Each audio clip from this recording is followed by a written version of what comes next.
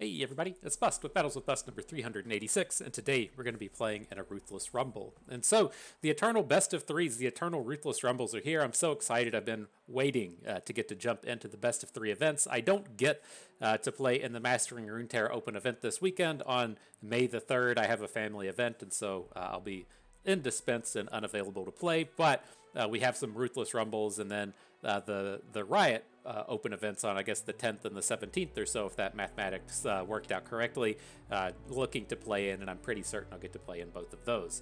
And so, as I say in all of these best of three videos, if you're wanting to see any of these decks a little bit more in depth with a little bit more action, you can scroll backwards through the channel. We featured all of these in our gameplay videos that comes out daily. Otherwise, if you're wanting to jump directly into the gameplay, we're going to be playing Gangplank Sejuani, we're going to play Pirates, and we're going to play Tristana Atrocity as our three decks today. And so we can bring up the stats and talk about it a little bit more. I will say right up front, the stats are kind of messed up.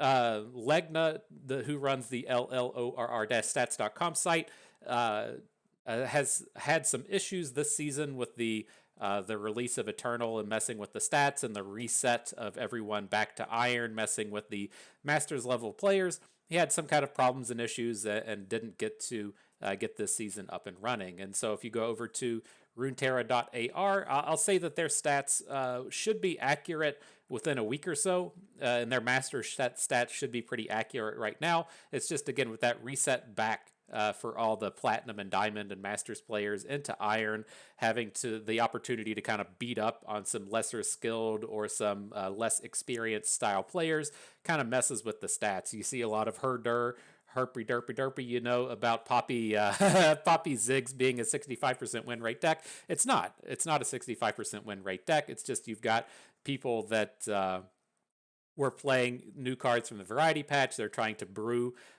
new cards that didn't previously exist in the Eternal format, and they're all battling up against people that may not be as experienced as they are. And so as the players get to just play the kind of pre-built aggro decks, they're going to have a higher win rate than the decks in the past. And as I was looking through the stats, it's something like the top 10 decks of the format had like a 65% win rate, which is just absurd. And so the stats right now, not very good. I will say that if you're looking at those sites, you can probably just take 5-10% off of the win rate, and that'll get you pretty close to where the deck is. Or if it's a sub 50% win rate deck, you can probably just call it a 50-50 and get pretty close.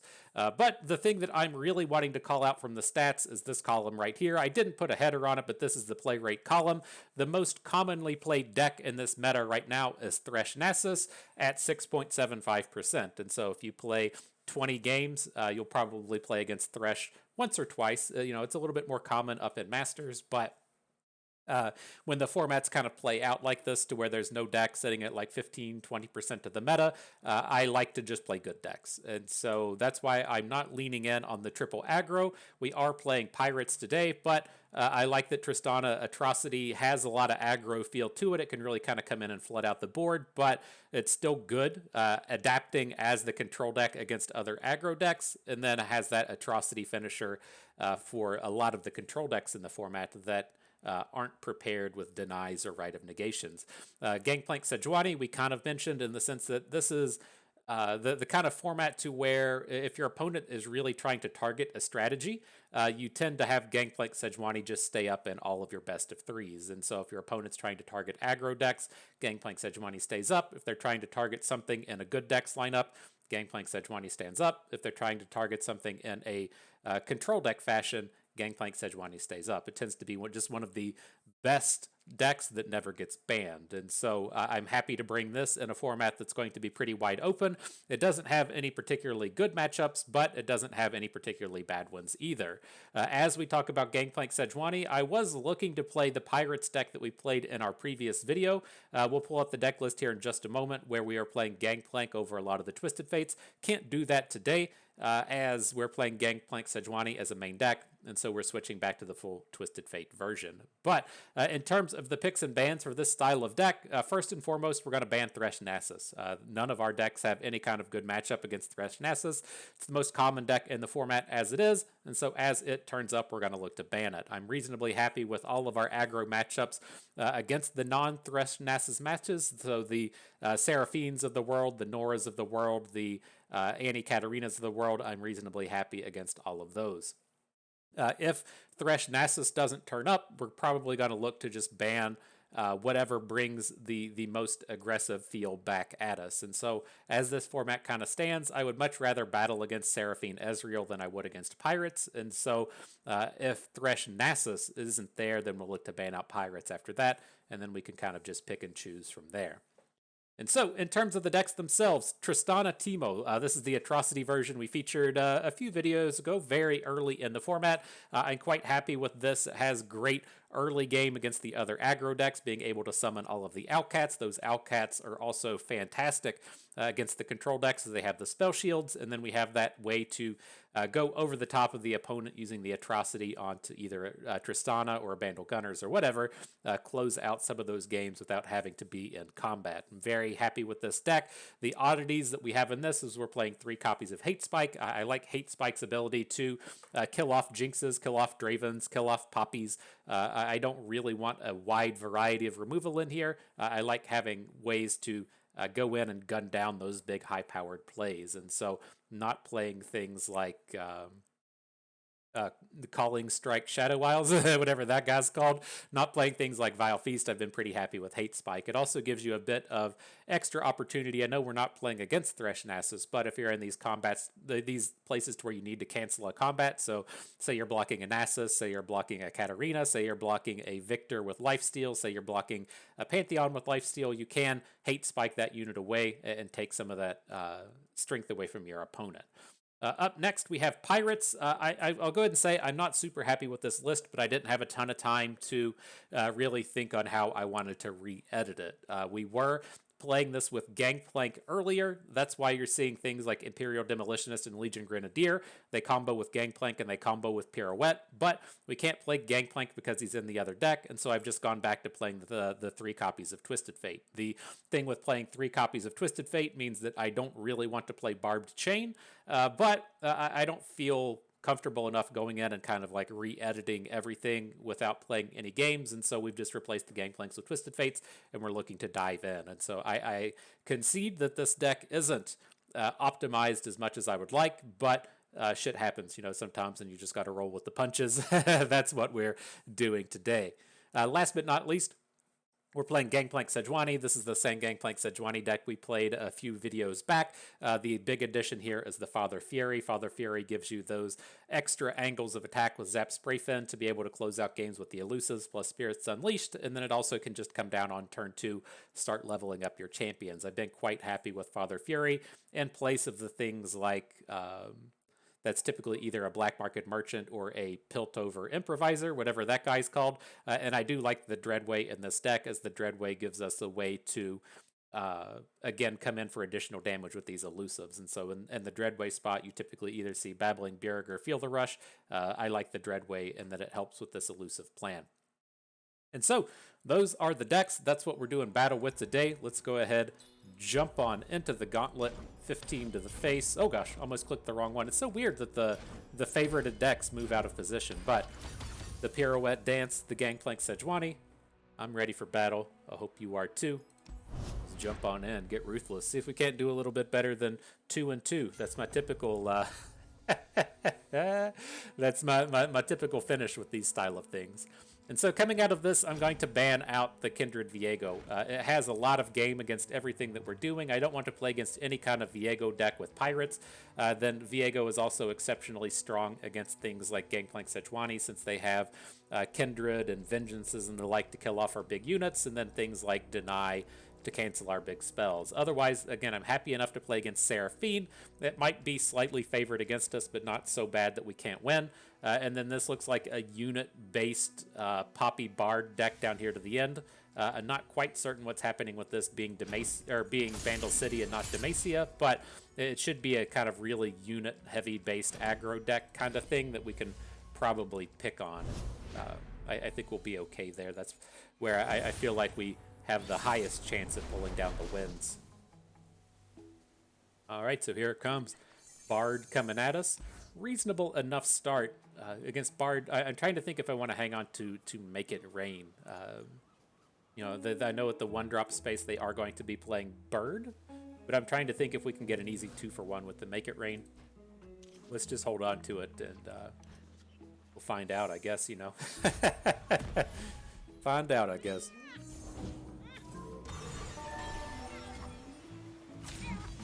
Well, there's the Bird. He's certainly made an appearance. He's on board. We don't have to run out with this Make It Rain, but we have access to the Spirits Unleashed if we want to potentially blow up some 1-health units here in the upcoming turns. Bit of a bummer here. I'm going to go ahead and pop this warning shot off. I want to be able to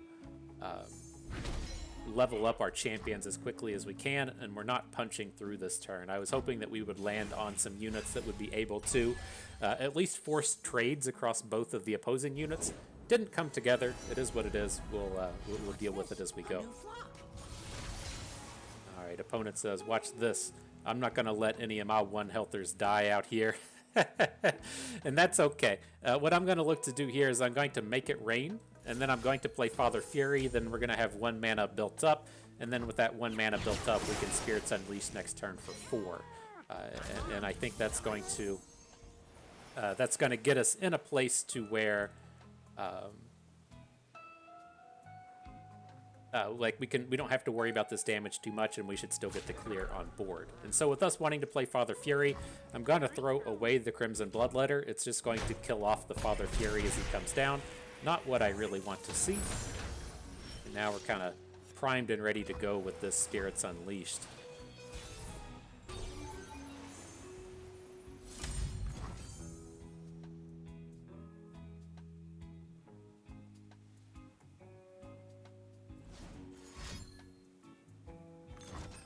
Group shot, you got it, my dude.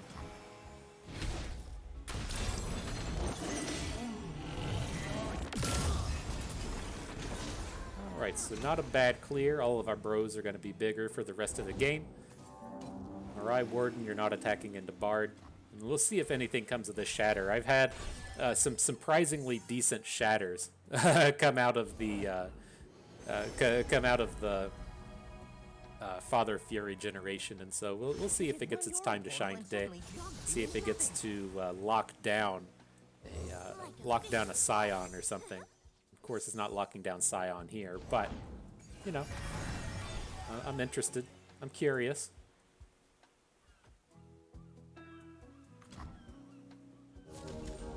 All right, let's just stop.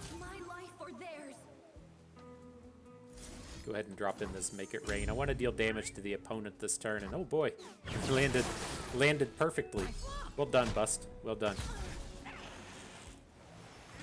So our champions will be ready to flip if we ever draw one. We have the warning shot in hand to just drop the damage, and then speaking of the devil, Sejuani immediately turns up. So I think I want to take the hook into Bard.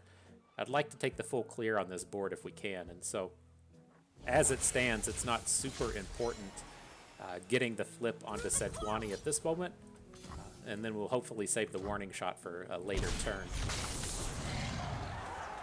The Winter's Claw endures!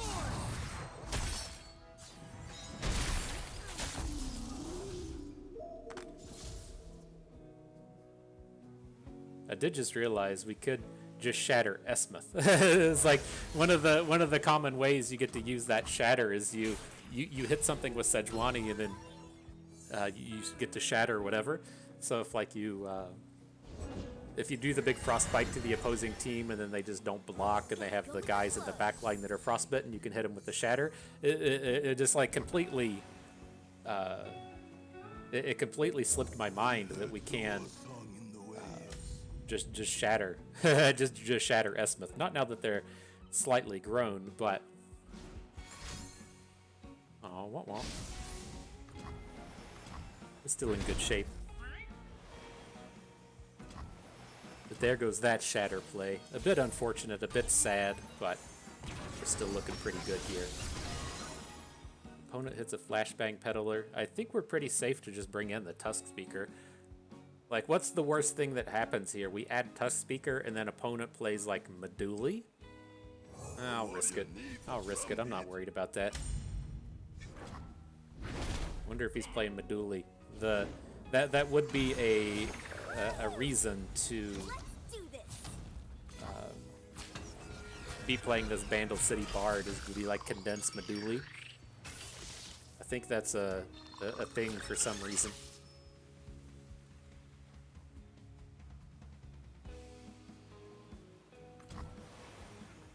Alright, not bad. We aren't losing too much in the way of units here. His board's getting annihilated. If he does get to drop a big unit next turn, we got the Shatter ready to go as well. Alright, GG.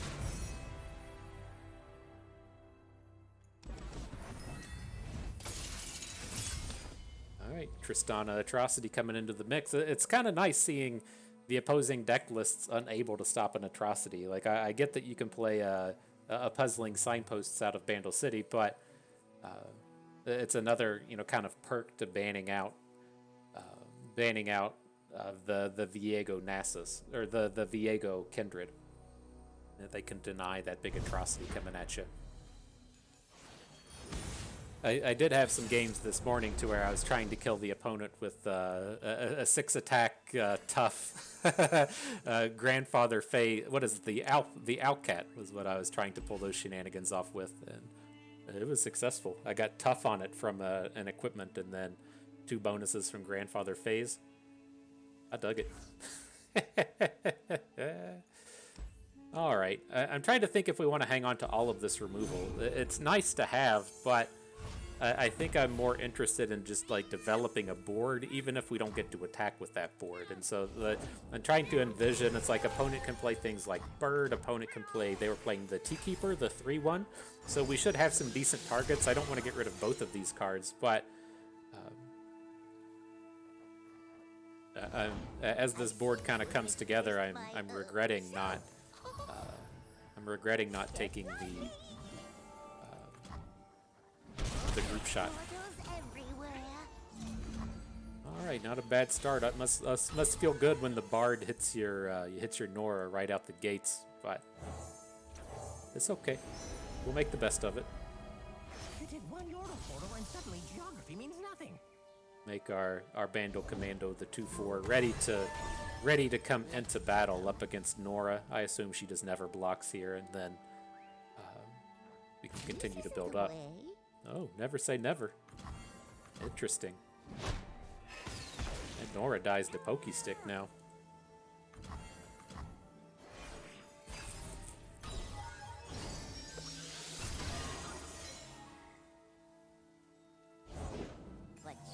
Bard comes in. We can reasonably take a hit from him as well. So let's get the Bandle City Mayor in. I'd like to start to start leveling up our board. I'm going to go with the Scholarly Climber out of this one. I'm not the hugest fan of playing Aloof Travelers up against Bard. It's just he gets that extra value out of drawing all of the cards, and so I don't really want that. Now this is a huge shutdown onto opponent. His group shot only deals 1 damage because we killed off the Nora. Feels good. So as long as we can just grind this one out, we should be in pretty good shape.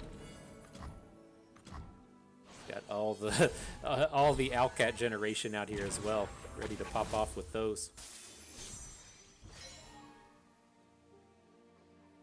I'm leaning towards adding in a Mayor just to see what we draw, but we're probably not going to attack with any of those units. But it doesn't strike me as a space to where opponent's gonna be able to stop our Bandle Commando.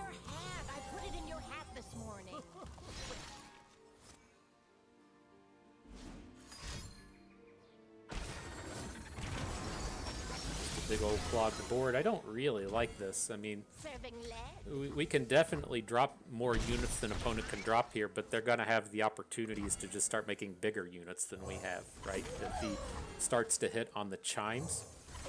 So maybe we should have been a little bit more aggressive here with our Owlcats and just got some attacks in.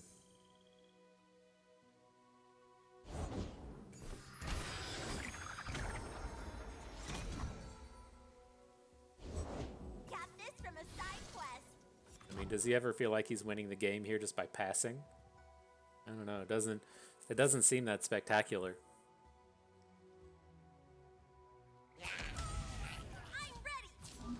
Says, nope, here comes Bust.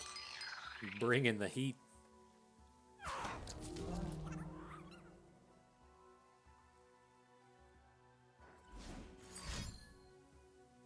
Sure. So yeah, we got plenty of card generation for this. Let's just come in and prevent all the damage that we can. So I want to put as much damage onto Bard as we can. The next strongest unit is this Dum Dum down here to the left. We can protect our Vandal City Mayor just a little bit. Spraying and praying. Shall we bully off? Mustache ready. Do something like this. So at the end of the day, we have a Vandal City Mayor. He's got a Bard, but then we have a million cards that we can play out of hand. Is it nap time? He has a little less than a million. He's got 2 cards in hand, and so I don't know if you all are keeping track of the mathematics at home, but I should make a speech. it should have been pretty Where's my close. speech? Poro Sled's a big boy. We'll get this Scholarly Climber down. Looking strong.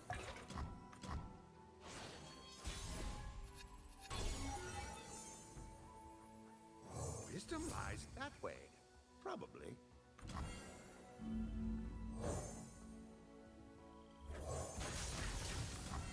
Alright, combat time. You.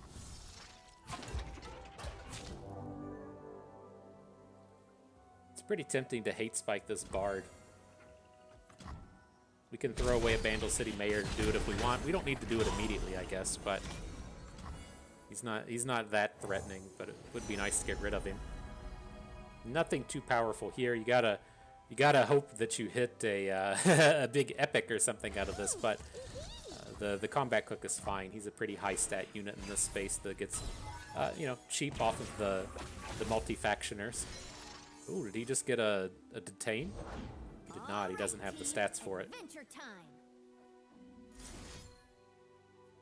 So I'm gonna kill off this Vandal City Mayor. Like the only way that this hate spike is gonna go wrong is if he has like a group shot. And so I want to just protect him from the potential damages here. We don't really need these Vandal City Mayors at this point anyways.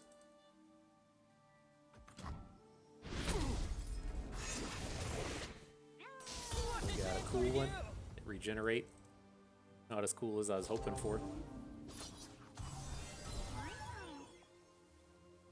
Sure.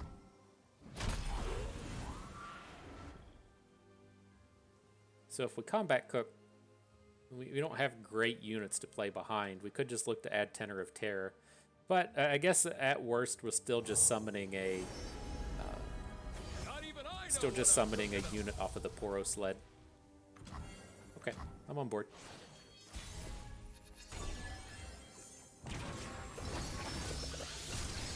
There's a lot just happened there from that eclectic collection. I feel like he had a pretty big number of cards right out the get-go from that. Some encouraging words. I'll get there. I think we're still okay here, though. Just want a word, mate. Investigating.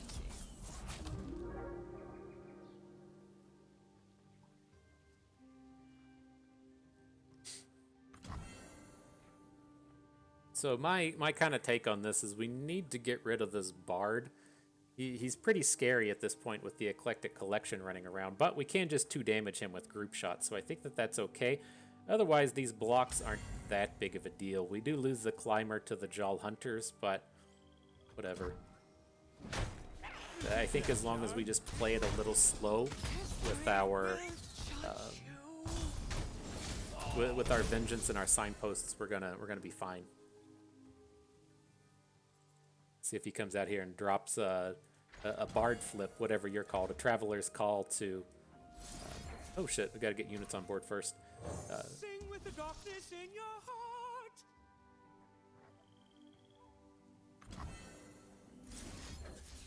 There's the group shot. Maybe we should have added another unit or 2, but I think this is fine. You could look to, say, detain something to shrink the damage on group shots, so maybe adding 1 more unit wouldn't have been terrible. doesn't react though. There's the Meduli. I feel you. I feel you.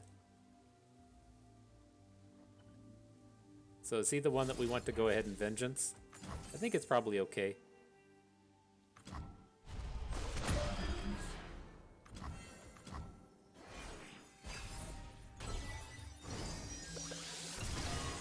He gets 2 boons on the round. Now we got a Teemo ready for some equipments.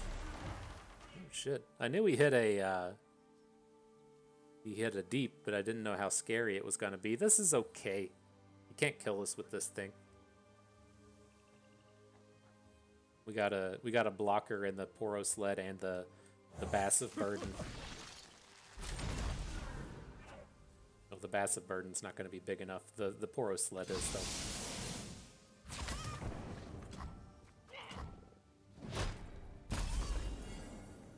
That's what you all call that guy, right? The Massive Burden. he's out here doing his fishing and stuff.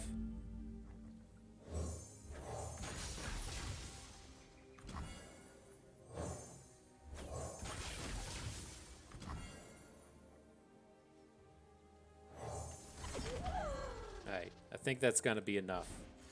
We did unfortunately drop below signpost range, but I think we're still okay. Might have been a little sloppy. We knew he had the detain in hand.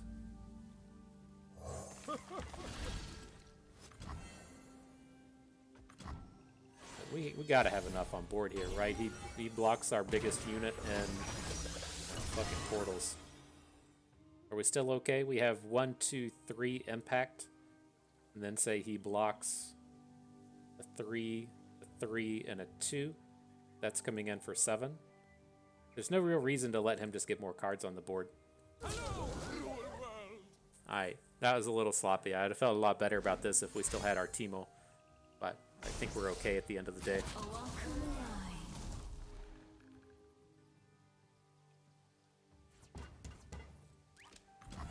Alright, he drops the GG. We'll drop it back as well. Taking down a victory. Well done, Bust, they say. Well done.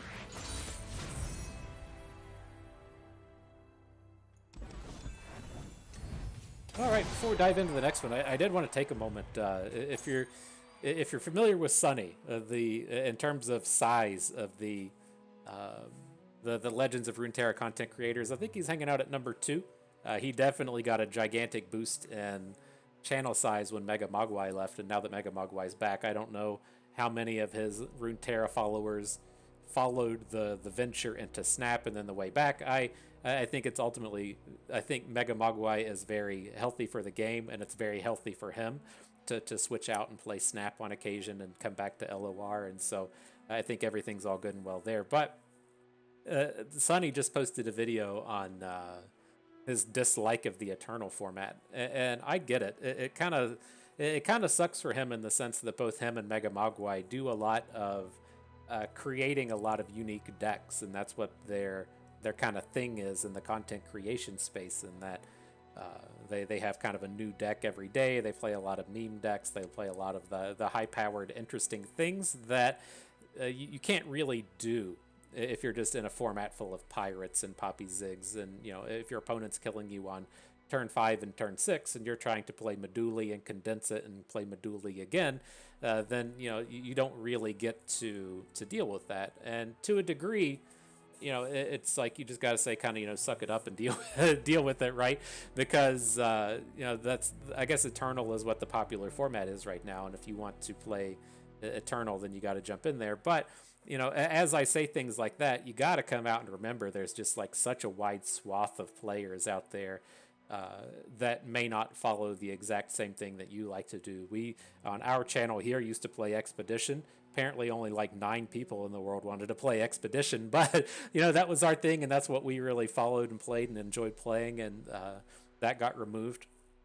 And so we had to move on, and so to see someone like Sunny come in and just not enjoy the format, I feel like it's a bit of a bummer that they don't get to enjoy it, but it's another good reminder that just because you occupy a certain segment of the game doesn't necessarily mean that everything's for you. And so I find myself a lot just like scrolling through Reddit, and I feel like you read a lot of like takes on Reddit that are just wrong or don't really apply to the things that you believe in or whatever. But the things that's also important to note on Reddit are like, say, the days when the Runeterra Open comes and hits.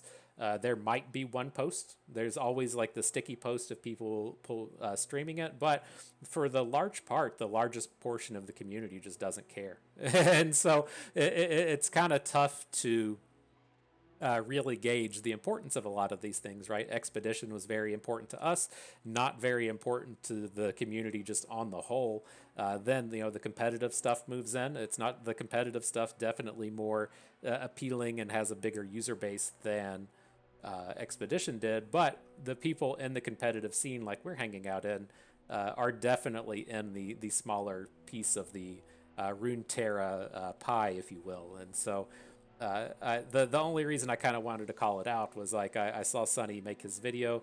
I didn't particularly agree with a lot of his takes. Maybe it's just because I come from a Magic background to where just playing a format like Modern or Extended or Legacy, to where the new sets are barely meaningful and a lot of the games are just over by like turn 3, turn 4, turn 5, that you're just kind of used to it. And like once you get used to it, you kind of understand it and then you adapt. And with I'm not certain what his background is, if he played any other card games or if he played Yu-Gi-Oh or whatnot, but it seems to be kind of like a new idea and concept to him. And so I did just want to kind of say that, since he does hold like a large portion of the community's eye, given that his channel is so large, that I don't disagree with his takes, but I understand them in the sense that that having to make that daily content for a living, falling in that deck building space, and that deck building space not being as easy to do in the Eternal format, but the Eternal format being what's in the popular eye of the realm right now, so he kind of has to do it so he gets a paycheck.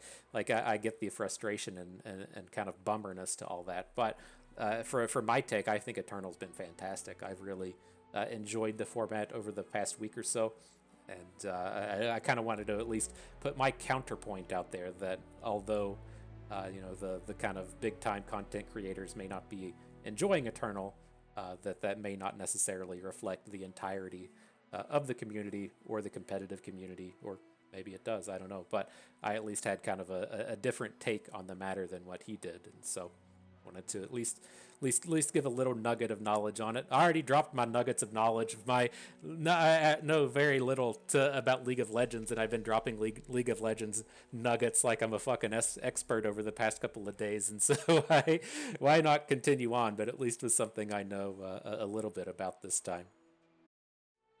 All right, next battle. Yeah, it's tough. I get a lot of his problem and concern in the sense that it's tough for me, like wanting to fill in this kind of competitive space. And if you're wanting to prepare for a event that's coming up, then you probably just want to play the same 3, maybe 4 or 5 decks over and over and over again. But if you're trying to put out some kind of content, then people don't really want to watch you just play the same deck over and over and over again. And now I get that like some of the viewers are here, for my charming personality to hear me talk about like deviled eggs and movies from the year 2006 and stuff. But in large part, the people turn up because they want to see a Poppy deck, and so they go and search for Poppy, and you happen to have one of those. And if you make 6 videos in the week about scouts and then 1 video for a tournament on the weekend, then you kind of miss that opportunity to get Poppy in front of those eyes. And so it's tough to kind of balance between doing what you need to do to try to be successful in a tournament and then also doing what you need to do to try to be successful in the content creation space. And so it's tough, but I mean, I don't do it for a job. I do it for a hobby, and so this $15 a month we get from YouTube isn't paying the bills, and so I just keep doing what I'm doing. I'm not trying to get my paycheck out here, and so it's tough. But I'm curious how like I know Nick Makes Plays has made a bit of a resurgence here recently. I've been seeing him up at the top of the ladder these days. I'm curious what he does on Twitch in the sense that It feels like he's really in that kind of camp of just playing the same deck all day, every day. And not that there's anything wrong with that, but again, if you're wanting to see a bit of variety, or if you want to see the big highlight reel and he's just playing Samira Jinx in standard and playing discard aggro in Eternal, and that's what he does for 7 hours a day, then I don't know how sustainable it is. I think he's doing all right. I hope he is. So it's tough out there, you know.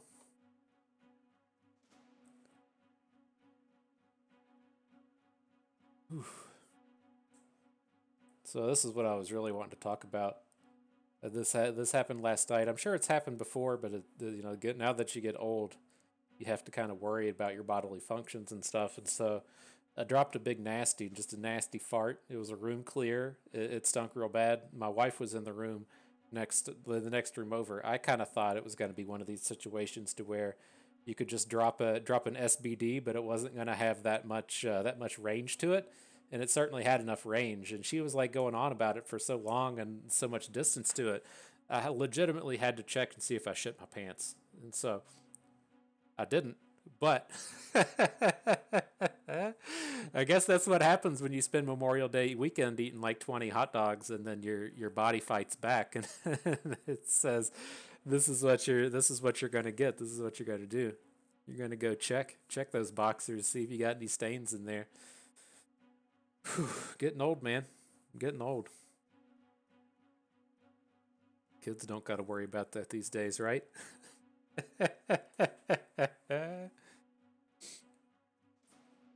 It's the worst. Dropping an SBD, having the expectations that it's not going to be that bad, then it is. This one really pissed me off. I know this happened the other day, but I was at the gym, and at the gym I ride the cardio bikes to do the cardio. It's much easier to hold your phone and play Runeterra on the cardio bike instead of something like a treadmill. And like somebody like shit their pants right behind me. It was like they walked, just like carpet bombed the entire area behind me. It was fucking nasty. And then it lingered. Like I could smell it for like multiple minutes after the fact. But then like other people are walking by, and you know that they just think it's you. Like you feel the need to stop and tell them, you know, that wasn't me. I wasn't the nasty one that just dropped this nasty load of stink in the general area. It was that guy back there that eats 4 pounds of protein every day. And it's just, it's so embarrassing. They come, they walk by. You gotta. I mean, I made it through. It's not like anybody communicates to anybody at the gym. You just you put on your headphones and you hope for the best. But dick. Whew. All right, back to the action though. Up against Poppy's Ziggs. A little bit happier to actually be having the Twisted Fate version here now that we're up against triple aggro lineup for opponent. I like what they're bringing to the table though. Very close to what I was thinking to bringing to this event with the 80 gen, the Pirates, and then the Poppy Ziggs. I'm just not a huge fan of Poppy Ziggs. I'm getting Annie Gen's, like kind of growing on me a little bit, but I always describe it as liking aggro decks with reach. And so as we look at Pirates, it has all of the card draw in it, right? It has the Zaps, it has the Twisted Fates, it has the Eye of Nagakaboros, and then it has the reach, as I call it, where you can blow people up with the likes of all the burn spells in the end game. And it feels like the decks like Annie Gen just don't have that extra little bit of something that you can use to close out the games. Are you the one? Why is he even attacking? Is he just clearing out the 1 health unit before we get to play stuff? Interesting. Awkward hand though, not having any units. Like I try to think in this space how we would feel if we weren't playing Twisted Fate, if we were playing the Gangplanks, and it would of course just be worse here. But wouldn't be a quest without it's some tough. danger. All right, well, we're not letting Poppy attack. I'm going to deal 1 to Ziggs. I'm going to deal the stun to Poppy. And then what we're going to look to do is block the Legion Rearguard and then Nox and Fervor the Mirai Warden onto Ziggs. After that, we are going to have to find something to do, because this hand just doesn't really do anything. But at least coming down and shutting down a large portion of the opposing units before Poppy's able to come in and attack gives us a little something. I'm leaning towards Zap in here. Like, this is a not a great pirouette draw, but a reasonable draw if we hit. Maybe let's be real. Let's just gold card this Poppy. Deal me in. And then we can try and kill her next turn with pirouette, assuming that they don't open attack. And then if he does open attack, we can just throw Steve in front of her. I'm gonna hang on to this, pick a card though. I think we might want to AoE. He's just gonna open on us. This is gonna be real painful, but if we have to throw down Steve and then we can get a block behind, I think that's okay. Is he thinking you're not opening? That would be nice. I appreciate that. For the Empire. He drops it onto Ziggs.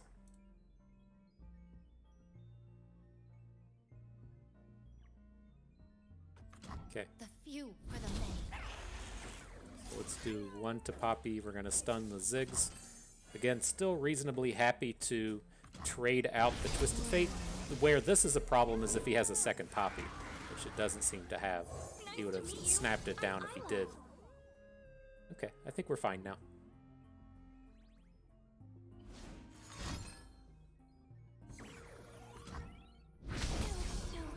Opposing pirouette. Let's drop the Crimson Pigeon. We do have the mana to drop Zap, which is a little tempting. What if we say drop Zap and then we're not gonna pick a card. Maybe pick a card is the way to go. It's like I'm thinking of dropping Zap. We get the extra mana back and then we pick a card away the Crimson Pigeon. So then we get the chance to just draw more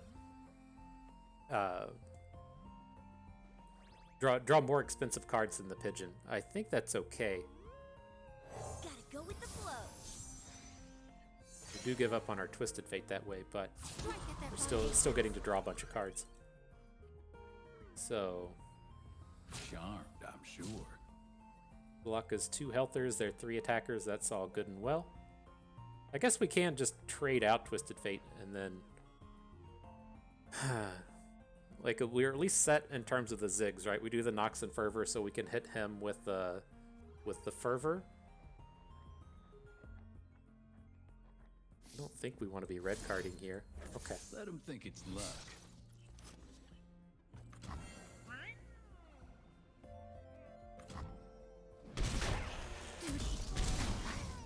Now we'll get to draw 3 this turn. Maybe we'll hit a Eye of Nagakaboros or something to really pop off.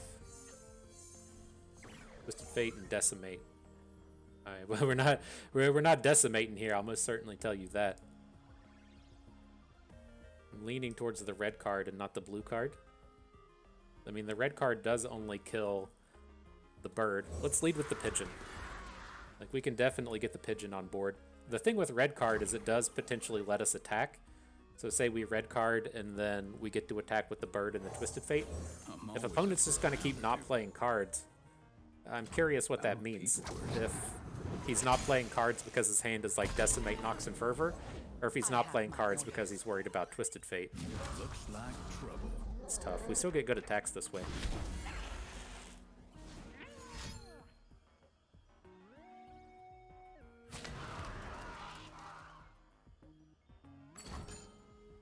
Stick.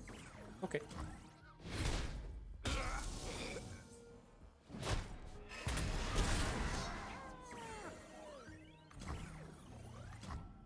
Alright, rip Decimate. Opponents just got their fresh card.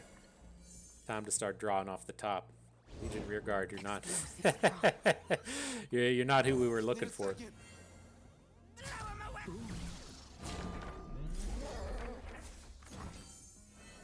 So yeah, opponent's definitely ahead of us at this point. But, I mean, we're 1 draw away. If we pick up a... Oh, Jesus. If we pick up a Eye of Nagakaboros, we're just, like, super right back in it. This is the thing where I'm talking about having reach, to where the opposing deck is really just... They don't have a lot of big draws here, as to where we could chain off things like this. Now Zap Spray Fin comes in, so we just get to draw a literal million cards for the turn.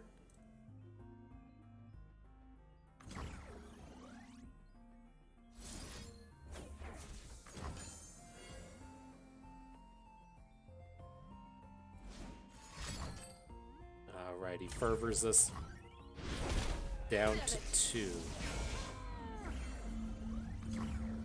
I'll burn for what I've done. Alright, well, we're definitely ahead. It's just, we're most certainly taking 1 point of damage from Ziggs next turn, and so we need to fade away for him to directly damage us. It's not possible. It's probably like a 50-50, I would say. Light the fuse! Nothing that the stink of Alright, blood Butcher and in. sweat. You won't Legion get past rear me. guard. Okay, okay. Squeeze them cheeks, fellas. Squeeze them tight. Squeeze them good. Do this. Squeeze them hard. No! Alright. Did that so well, I think. We did that so well. It's tough. Alright, on to the next one. See if we can't get a 2-0 against Annie Jen. Definitely doable. Definitely doable. Ooh, that's a tough one, though. That's a tough one to have fall.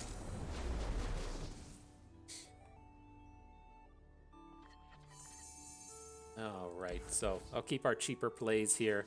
Legion Rearguard's not a superstar against Annie Jen, but if you get one of these big draws to where you spend your first 3 mana on units, then he garners a lot of respect. I have my So orders.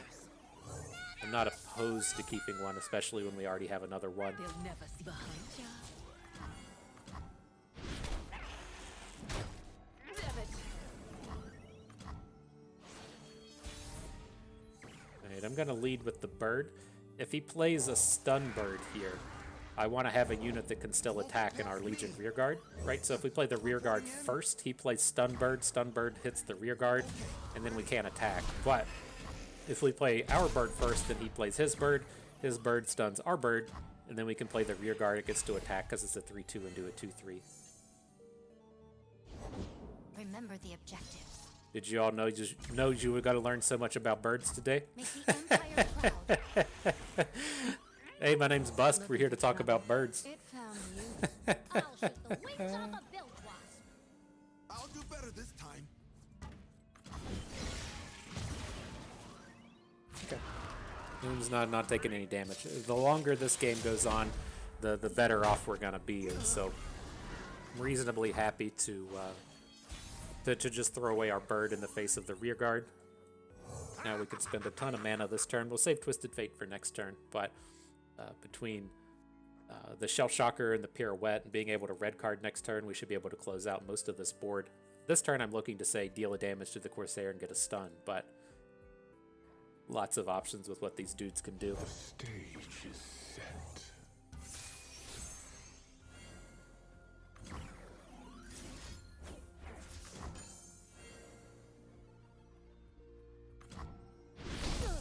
Alright, prepared to battle. Okay, ready.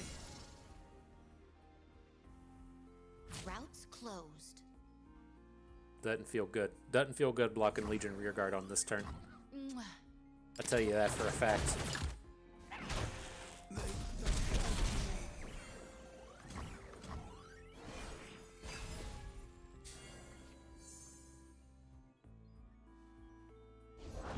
My first Alright, Boom Crew rookie in. Like, Twisted Fate's definitely coming in. It's just a matter of do we want to actually gold card this turn. And I'm not, like, really excited about it, but like, we're just gonna, like, draw. Like, if we just draw, we're still gonna just say play Legion Rearguard, then open attack next turn. I think we just want to, again, just slow it down. Like, I know that we're having a much more aggressive draw than opponent, but as long as we just don't die, this game's gonna be okay. So let's just not let him attack with Jin. That's why I'm the captain. So it's like it not only stops his big unit from attacking into our board, but it also stops a lot of the skills. I got to be a little bit more mindful of that Jin, though, when knowing that when he's on board and he has the opportunity to Lotus Trap. That's a pretty powerful space to be in. So it's like if we're attacking and he gets to chain out some skills and then gets stuns in the middle of our attack because of the Lotus Trap. Like if it's in hand, it just does damage, but if Jin's on board, it does stuns.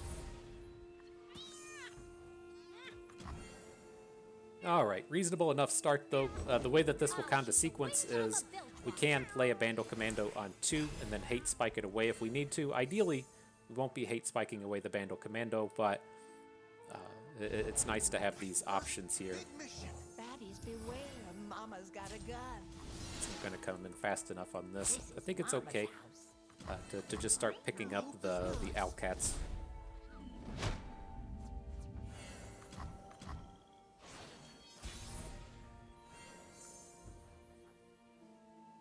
So he shouldn't have a way to just deal a damage to the Commando, right? I guess he can play Pirouette, and that would be annoying as shit, but otherwise, I think this turn is fine, in the sense that we should be able to attack with the Commando, pick up the Owlcat, and then next turn we have a lot to pick up. Let's go make some friends, Tibbers. Got that Jin in hand again. If we seek Alright, forgiveness, stagehand we comes must in, commit all. stuns the Bandle City Mayor. Not that big of a deal.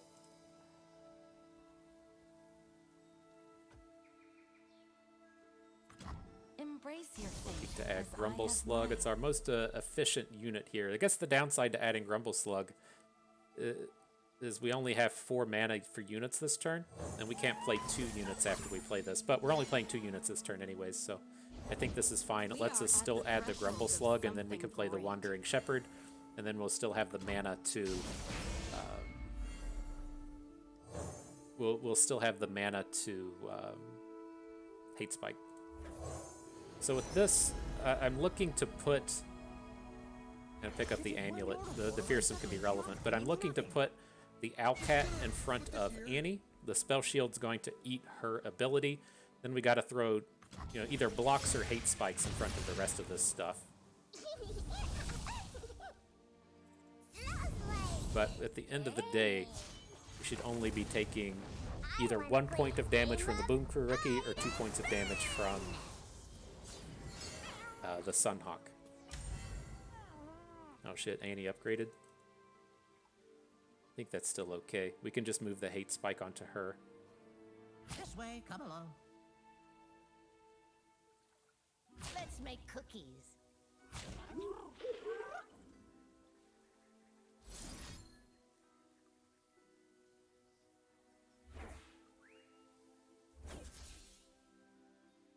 Okay, only taking 5, fall to 11. That's a pretty healthy place to be.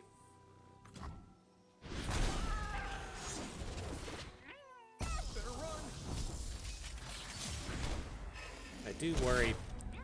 Like the Annie needed to go, but I mean, we're leaving these non-attacking damagers still on the board, which worries me a little bit. Jin's getting real close to flipping as well. So he can't play Tibbers this turn, can't play Jin. Definitely not lethaling this round, and we're going to have to think about how we really want to use this Vengeance. As Jin flips and attacks, he just gets to deal 4 damage, and I'm not really amped about that, but I mean, I guess at the end of the day, we can't even play Vengeance this turn, and so there's no stopping it. And then he's probably going to be adding like Jin this turn, Tibbers next turn, so we should get a chance to Vengeance Jin before The stage is set. like before he attacks, because he's going to play Tibbers. And so for the rest of the way now, I do want to bank 2 mana for a hate spike next turn as well. I think that, or maybe we just want to hate spike this turn. Hate spike away the Boom Crew Rookie. I don't hate it. I don't hate it. So let's do it this way. Let's add the Owlcat in. We'll get the Spell Shielder on board. Now I'm going to hate spike away the Grandfather Fae. Get the Boom Crew Rookie.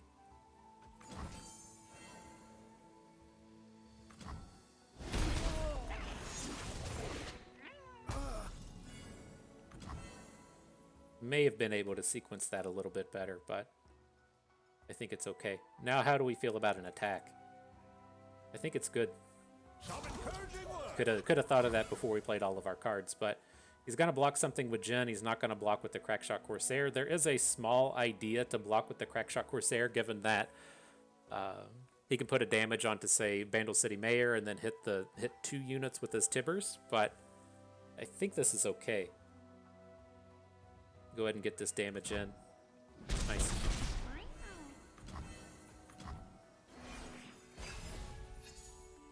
So now I assume he's going to play Tibbers. With his Tibbers flash thing on the stack, we can Vengeance away Jin. And then when it comes to our move, because we're playing the Vengeance on his move, we can still get another unit on the board. I will give them a show to remember. We must all play our part.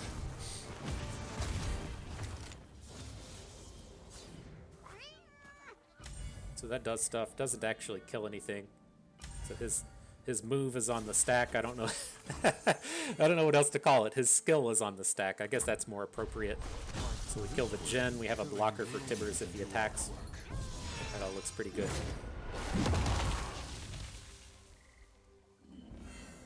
Gonna play the Grandfather Fae. I want it to be able to challenge down the Crackshot Corsair.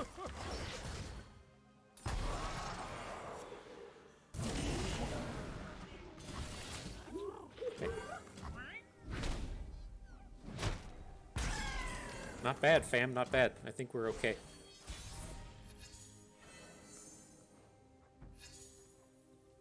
Is he aloof? I mean, if it hits something like a Decimate, I think that feels like a win. We made it. Let's play it, see what happens. But our stuff didn't. Got a Doom Beast. That was a good hit. If they don't break, they'll burn. For the glory of All right, Noxus. let's keep getting stuff on board. Incoming Teemo. We'll follow up with Remember the Bandle objective. Gunners. Yeah, she's got all the burns. Are we just dead here? I thought that was such a good pull. Where's my All right, Legion Rearguard. We're not afraid of.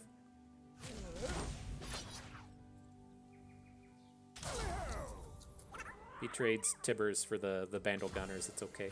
Just do what we can. Your path ends here.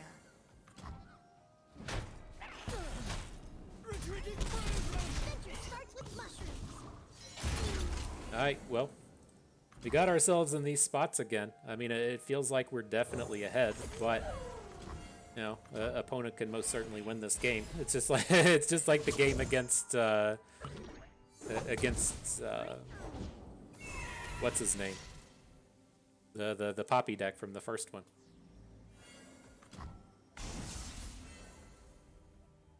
Mama's home?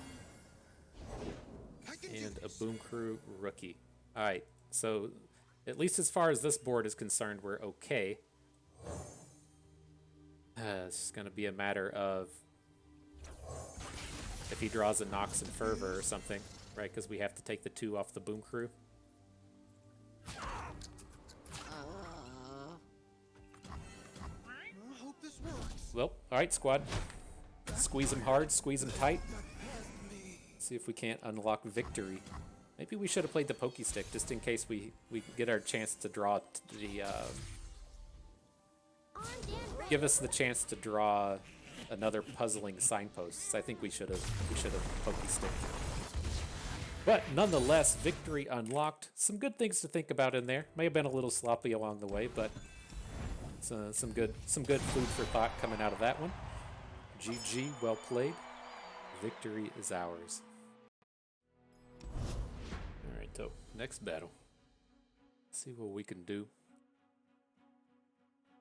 Whew. That's all you can say, right? That's all you can say before the battles begin. Oof. Getting old, getting tired. Old man needs a break. Hey, Kato and Shiraza are totally dating. I miss playing Kato the Arm. It reminds me the last draft event we got to play in had a nice Kato Shiraza combo deck. Made the top cut, missed out in the first round of the top cut, but That was the key. That was the key to victory, though, was having the the Kato Shiraza deck. I'm curious to see what comes forth in terms of the draft format. As the thing that I was mainly kind of worried about, as we talked about Sonny's kind of displeasure with the Eternal format earlier, is if Riot really has the player base to kind of come in and fracture these kind of things, right? And so if everybody, it's so weird to me, everybody in games like. In games like League of Legends talk about their main, right? You just play like one main character, and then that idea has kind of transferred over into the land of card games. Always sounded so weird to me. It's like you don't play Magic in like main green, right? That just never made sense, and so it's weird to hear people say that they, main Draven in a card game. But I guess that's kind of is what it is. But as people would say that they, main standard or main modern, main draft, whatever.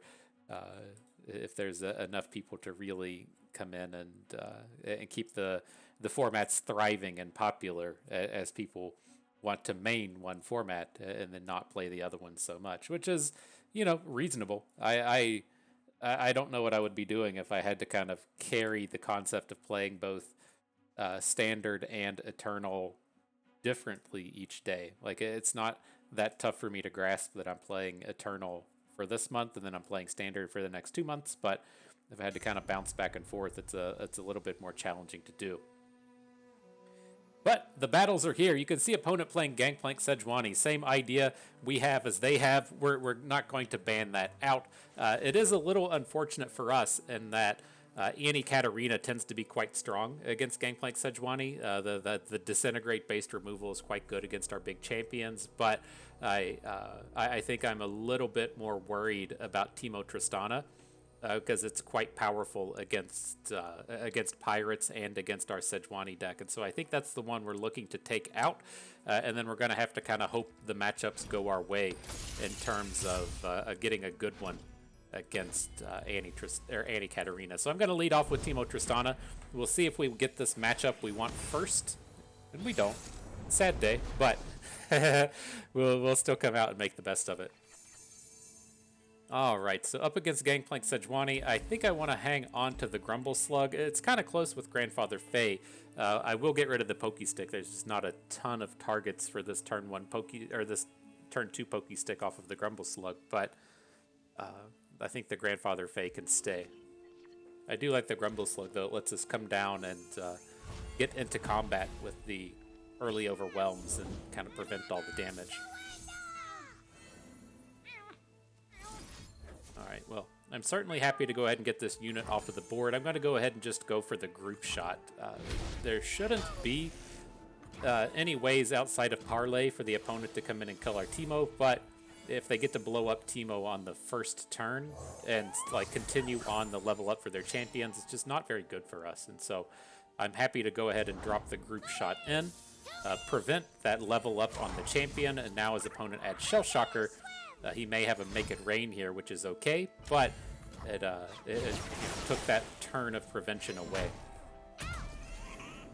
Not bad.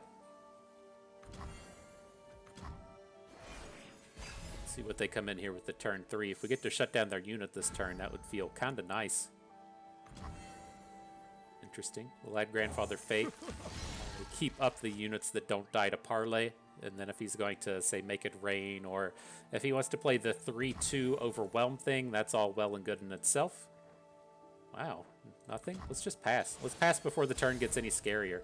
I'm okay with the 2-bank here, as that kind of lets us hold back on the Hate Spike mana. And I don't really suspect him to have an answer to Tristana, so I feel like she's a pretty safe throwdown here. There's just not removal spells coming out of this deck. Now that he's started to flood the board, I'm going to switch over to Teemo. Get that elusive attack in. Show him we came prepared. You're spot on, Teemo. You're spot on, my dude. Not a bad turn.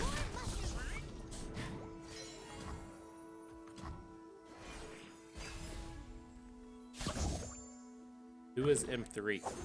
Obi-Wan can blow M3. I get it. I see what's happening there. But inappropriate name, bro.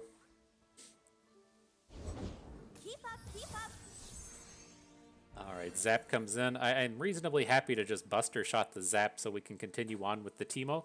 It's just, like, Buster Shot doesn't kill any of the other units we care about, right? It doesn't kill a Gangplank, it doesn't kill a Sejuani. And so just going ahead and getting the Zap out of the way to let us continue in with the Teemo seems pretty decent. Especially if we want to... if we want to think in terms of... Well... Let's go ahead and Hate Spike. This does actually prevent the damage to keep him from leveling up. Just trying to help. But no, this way I don't think you should be able to... I lost my train of thought, I'll just move on. But all going well. Exceptionally powerful board. Lots of big dudes coming down. His attacks are terrible. The game is given up on.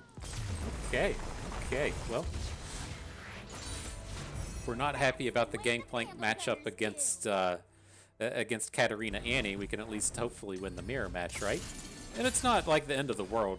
It's probably like a 60-40 in their favor. So we got a shot, we got a chance, we got some game. What do we got? Mirai, Warden, and Jagged Butcher looking good. Give us a little bit of that early game prowess.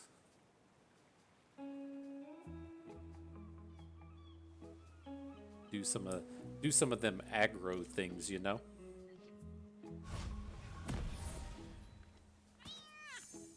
I was thinking to myself how we feel in terms of getting like a Spirits Unleashed. I know we don't have one in hand, but it does make things look pretty strong if you have these really wide draws with the Mirais, and now we're picking up Father Furies and being able to get on board bigly on board with the Spirits Unleashed.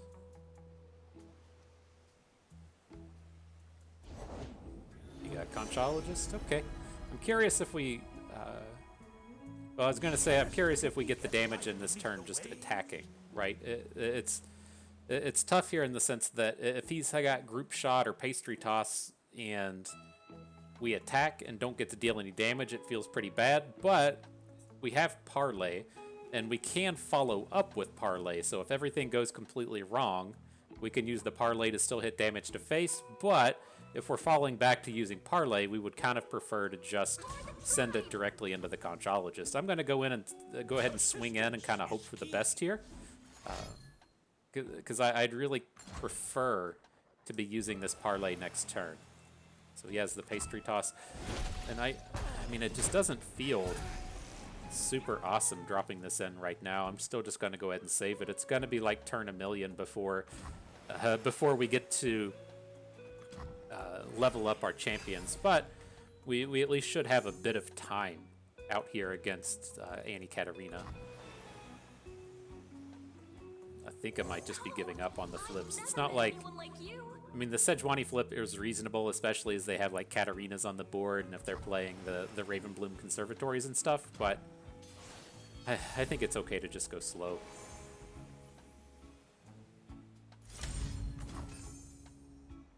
Let's make everybody big. This is one of the things with Spirits Unleashed in the sense that, you know, he's playing Perilous Pastry and a bunch of 1 damage removals. As we start to add all these bigger units to the board, it makes their removals much, much worse. So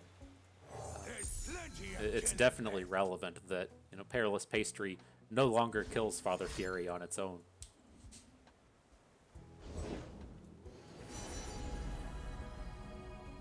What wondrous discoveries await below? All right, he's been getting us with these Conchologists. I don't like how this game has gone, but I don't know if we've played it right or wrong in the sense that we've had opportunities to kill off these Conchologists and haven't taken them. Like, I think we kind of, you know, correctly deduced that we're not on this level up your champions plan, but I feel like we've not played our cards to their maximum abilities. But this is still okay. Gonna spend a Parlay. We get a double Plunder for the turn, so it doesn't feel terrible. We get a little bit of tick up on Gangplank. Are you actually playing these cards? I didn't get the highlight fast enough to see if Started without me. the stupid thing was was generated or not. The mysterious portal. All right, this is looking like a plunder board though, right? Look at all these guys ready to battle. Not a one healther. All right, here comes the squad. Got us covered. He just gives up on it. He says, "Bust, you're too much." All right, GG. That was easier than expected in that game. Opponent had a mountain of cards in hand, and so I'm curious if what that would have amounted to. Maybe our Spirits Unleashed were just that good. But nonetheless, we got it. GG. Well played. Okay. Getting out in front of those anti-Katarinas. Katarina's a bit of a disappointment for me. I don't want to say it's a disappointment. I'm not disappointed in Katarina. I'm disappointed in myself for having not played Katarina in this patch. It was a bit of a bummer to see her fall to a 3-3 and then not get, or fall to a 2-2 and not get the rebuff. It's probably necessary. I think it took people way too long to figure out that Katarina was a good card. But a lot of the high-powered stuff coming out of Katarina, well, it's not even true. I was going to say a lot of the high-powered stuff coming out of Katarina was due to the opulent foyer and the way that it functioned with attack tokens, which still works with the Yasuo one, whatever that stupid thing is, Windswept Hill or whatever. But I think she's probably just too good. Even looking at decks like Sunburn with Leona and her, we're exceptionally strong. All right, into this set of battles, though, there's Poppy Zig, sure thing. This no champion PNZ Bandle City number in the middle. That's the Banana Blaster Timelines deck. Not playing Nora, which really weirds me out. Nora seems like a fantastic fit there, but that's the way people do it. And then down at the end, we have Teemo Tristana Atrocity. It's been a popular one today. I'm curious if it's rising in popularity. Everybody can go out there and watch our video on it, or if it's just a small sample size for the day. But I'm going to ban out the Timelines deck, even without it having Nora in it. I feel like it's the one that can come in and give us the most fits. I'm not upset about any of our decks match up against Ziggs, but our matchup against the Timelines deck can be pretty volatile, especially if they're looking to play a lot of AoEs and such. But all right, Pirates up against Teemo. Not the greatest of matchups. They have those opportunities to flood the board with the Outcats, and then the Outcats are able to soak up the Misfortune shots, but it's not unwinnable by any means. It's one of these places to where I think we would rather have that Gangplank, right? We talked about in our previous video playing Gangplank over a lot of these Twisted Fates, but it is not a possibility here. But you do get to see a lot of that kind of point as to why I think it's really important to be playing playing cards like Where's my axe? oh, what's his name? The burn. There we go. We don't have the overwhelmed, but we do have the burn in the deck today. But no one drop from opponent. That's good. Trying to play around things like group shot as much as we can. And so I wanted to lead out with the rear guard on the first turn. And so then if he wanted to kind of try and trick us with the extra mana, it wouldn't be that big of a deal. Now I'm sure the minion will come in front of the rear guard. If he has a group shot, it's only going to be onto the Shell Shocker. Not horrible. Not horrible.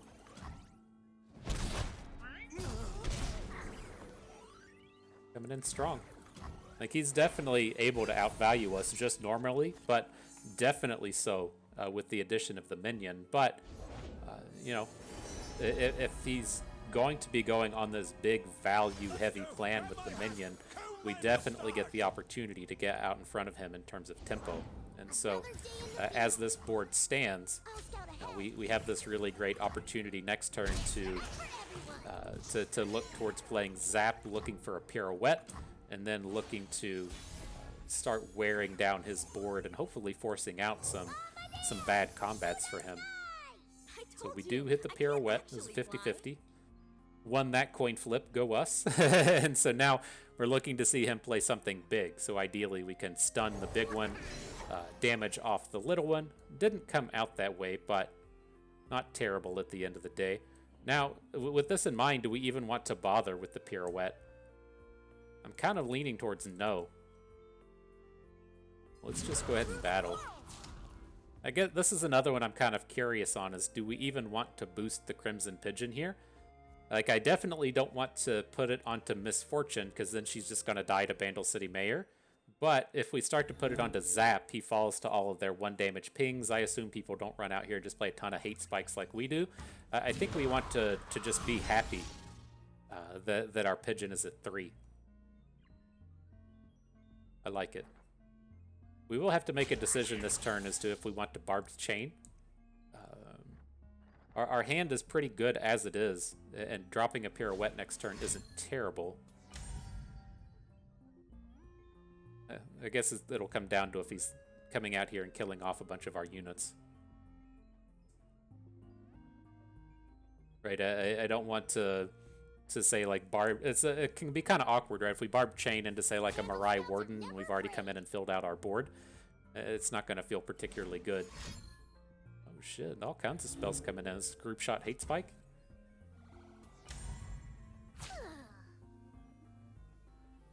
It's got to be a hate spike with the way he's coming out here and blocking. Double hate spike.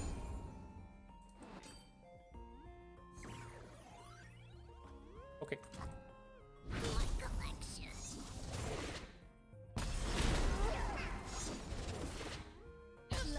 You got Spell Shield is a little bit awkward as we're trying to pop off with these pirouettes, but I think we'll be okay. I'm gonna hold off on the chain.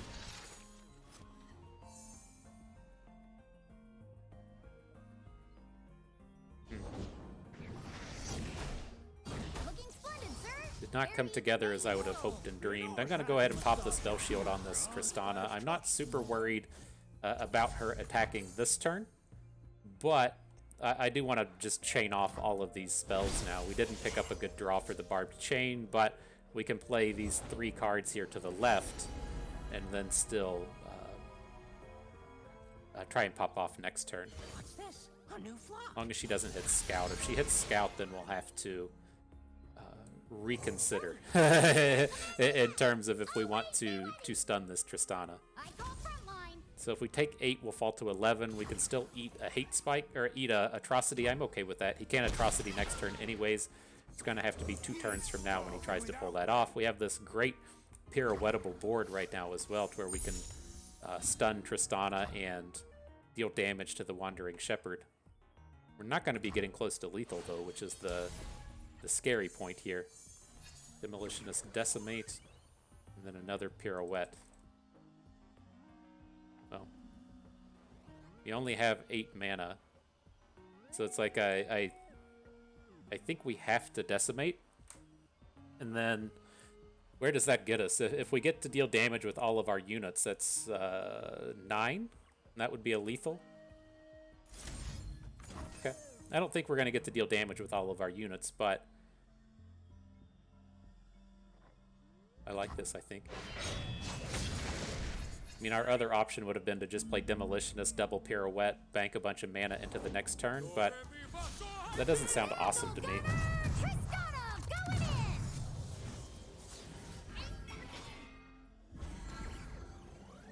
So 1 to anything, stun.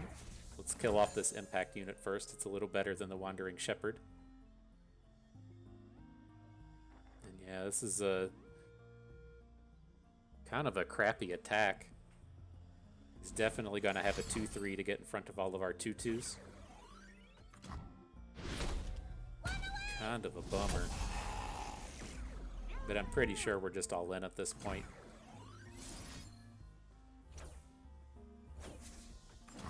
So I'm going to stun the Bandle City Mayor. I want him to have to block with the Tenor of Terror. So if we pick up... so if it has to block, we have more opportunities to take it down next turn. If he wants to block our 3-3, it just dies. If he wants to block our 2-1, we're out of pirouettes, but might be able to kill it in combat. Alright, so we've dropped him to 5. Dropped him to 5. kind of looking at this spot now is if we can get in one zap hit and then either Nox and Fervor or Decimate, then we'll be there.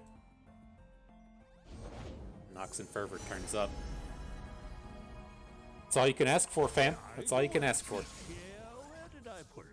That's okay, Mayor. Just start applauding, furballs! All right, no elusives, no Teemos coming at us. All of these owls, hopefully the only way coming through. And Jesus, fuck, this Tristana's way up there in the lethal zone. So we are definitely dead to an Atrocity if that's in the playbook here. I don't think so. You poor thing. Holy shit, that's just lethal? I guess, well, no, we're gonna throw away our unit here. But, I mean, Tristana's at impact 5? Still.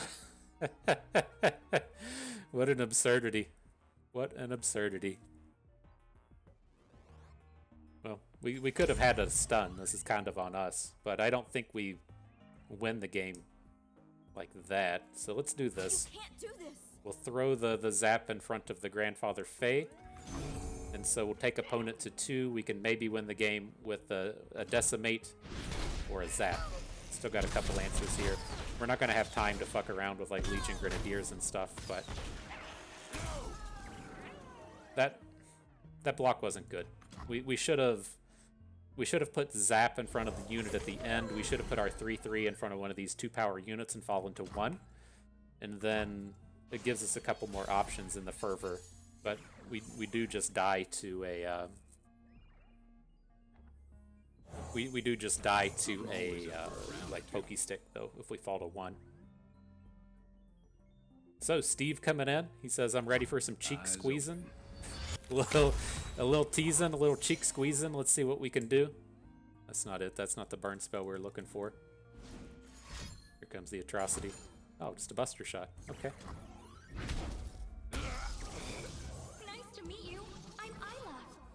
Oh, we got to get the unit on board in the event we draw Nox and Fervor next turn. So we still got a chance. We got a shot. 2 outer. Off the top. No. All right. Tried. That's tough. So yeah, we could have done that differently. It's such a tough spot to be in when you know you have to kind of like switch over directly into the burn plan.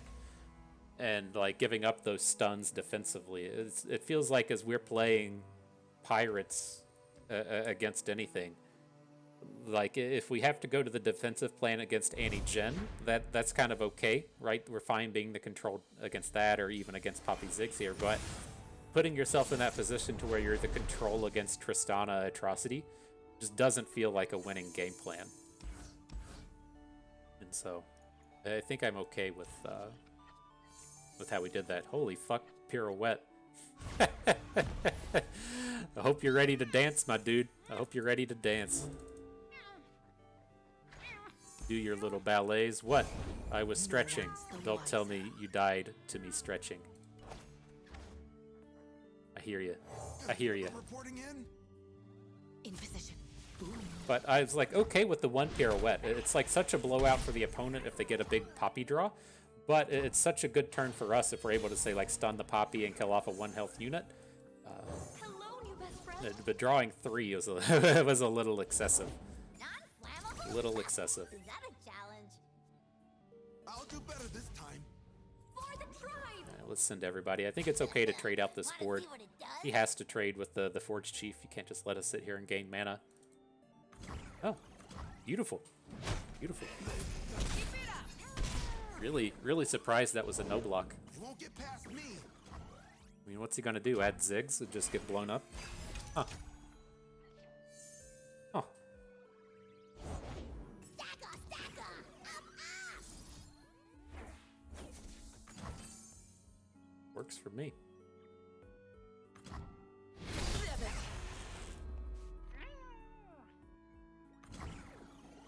Let's go ahead. Well, we can add in the Butcher. We're in kind of that same spot as to where we need something to deal damage with Pirouette, and being able to say stun something and then pirouette off the stone stackers leaves us in a pretty good place. So I think this is okay. He doesn't have Poppy, that makes it even more okay. Do we still like our attack though? I think so.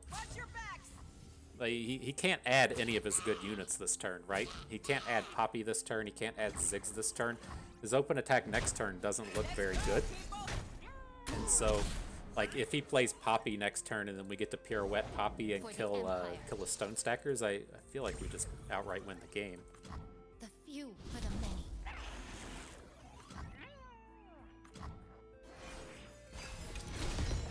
Let's see if he opens. I have my orders. So this is kind of interesting in that, you know, it feels like he's just banking on a Poppy here, but I'd really like to Eye of Nagakaboros. But if we play the Eye and then pirouette, we're not going to be able to. We're not going to be able to kill his or stun his Poppy, and so we're going to have to play it a little bit slower than I want to. I think this is still fine, but there she is. There she is. Some danger. Bring the stun in here. We can look to Nox and Fervor her or something next turn, but getting these dum-dums off the board is just too important right now. Okay, ready. Blast them. My life or theirs. I'm gonna leave the Demolitionist up. We really want to be Nox and Fervoring Poppy next turn, so I want to be able to deal the damage to Zap, attack with Zap, get that elusive in, and then throw Zap away into Poppy. It's the idea, it's the plan. But let's go ahead and play the Eye. If we pick up a 1-drop, we can still play it, and then Nox and Fervor. Did not. That's okay. So let's switch it up just a little bit. Deal the damage to the tentacle since it'll probably die in combat here. Oh, he just takes it. Like a boss. It says, bring the damages upon me.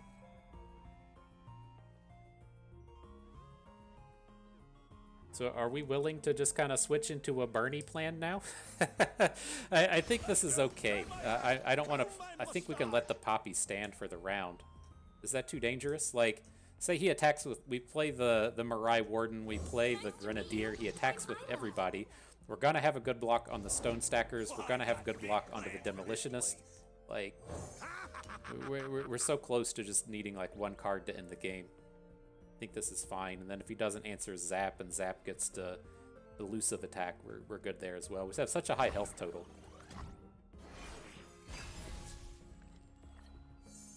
Demolitionist does a bit of work as well. I like it when you're out here doing work, fam.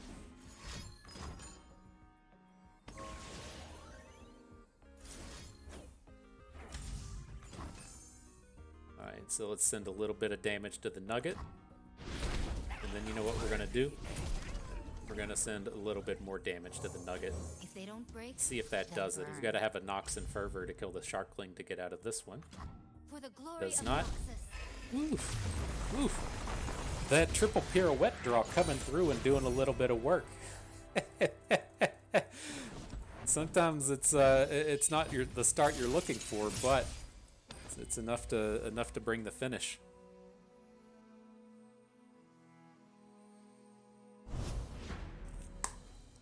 All right, a little bit of a more challenging matchup for old Gangplank here, but most certainly a winnable one. Gotta find one of those heavy early game stuff to do draws.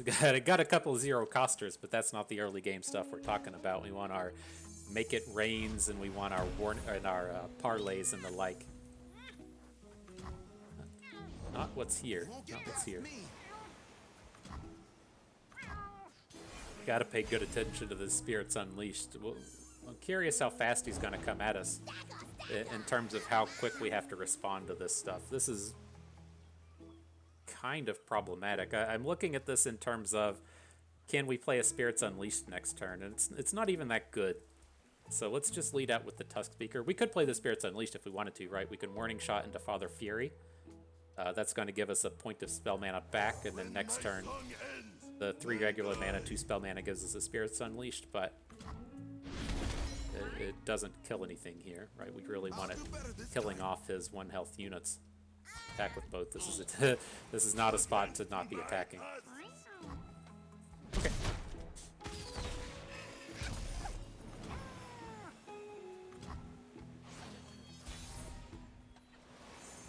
And still a bit awkward. Shell Shocker was actually a pretty decent draw, in that it lets us get on board and continue to bank. It's like we're going to get really clogged up in mana on this next turn. Just having something to put on the board to block Legion Rearguard with gives us a bit of help.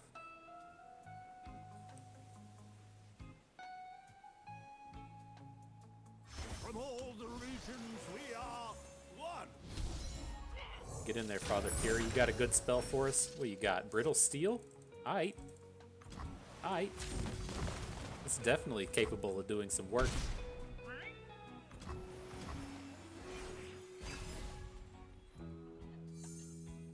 It's gonna come at us with Poppy. You can actually Brittle Steel the Poppy, and then grant allies with equal or less power than me. That's gonna be, everybody's going to have more power than her with the Brittle Steel, and so I'm on board. We weren't going to get a good combat against her, and so I told you, I can't actually fly. I dig it.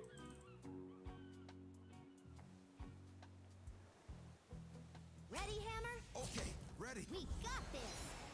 I don't think so. We live Alright. here.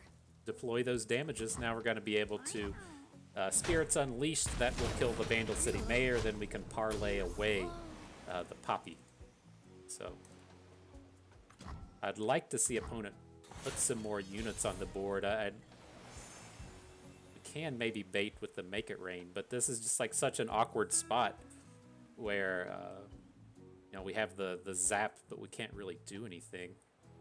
Right? If we play zap, we're getting clogged in on the mana. So I'm just going to go ahead and Spirits Unleashed. It does at least take the mana away from the Vandal City Mayor, so it cuts him back 1, and then we can parlay Poppy. But, you know, as you can imagine, we'd much rather be getting more of a board here. It's just, this draw has ultimately been pretty awkward.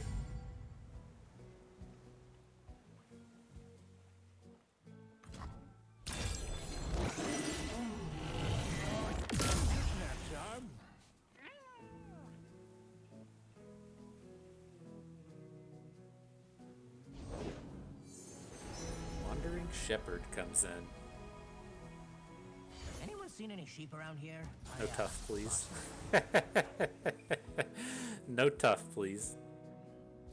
Alright, well, I'm going to go ahead and Make It Rain.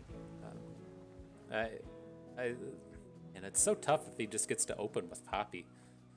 Like, she has such high attack now if she's coming in for a 7.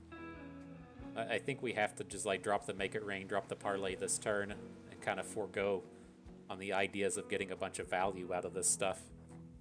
Such an awkward draw.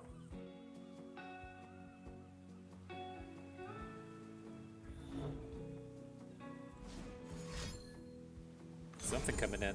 Nox and Fervor to the Nugget. Oof. That's bold. Gotta kill this Poppy. Just no. Just no. You're not opening for 7 and then hitting us with a Decimate. Get that nonsense out of here. Yeah, we're definitely out of stuff to do. Might need to top deck like a Sejuani to even the score a little bit. Just doing the best we can with that Spirits Unleashed double zap spray fin hand.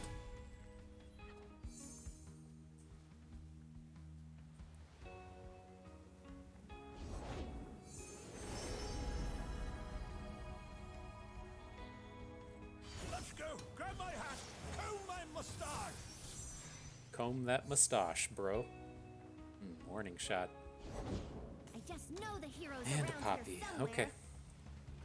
Well, nothing we can do about it. We're gonna just get blasted for the turn. We can at least follow up with a parlay. Get that Poppy off the board, but we gotta We got to draw something good fast. And I mean, if we draw a Sejuani, we're definitely bumping, right? We have the warning shot in hand to basically shut down all of their combats, but we're drawing kind of thin.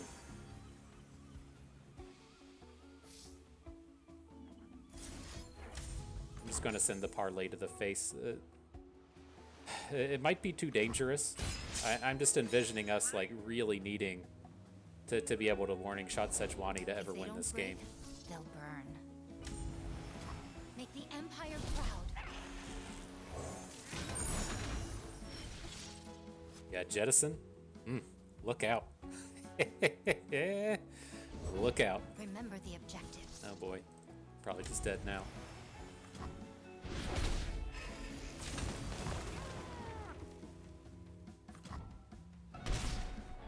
This has been kind of interesting in the sense that you can envision a lot of these draws to where the cards like Parlay and Make It Rain are exceptionally strong. Like if opponents starting off with like birds and the one cost guy that summons the landmark, and then you're getting a bit of like chip damage across the board. But that's not how opponents' draws lined up here whatsoever this game. It's been kind of strange as to where it was like Legion Rearguard into Vandal City Mayor into Poppy. Our removal was just completely neutered in this situation. Didn't get to take any advantages off of our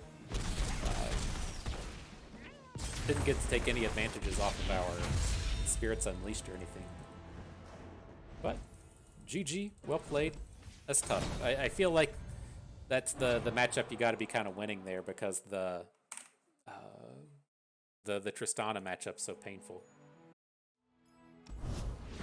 The old Tristana.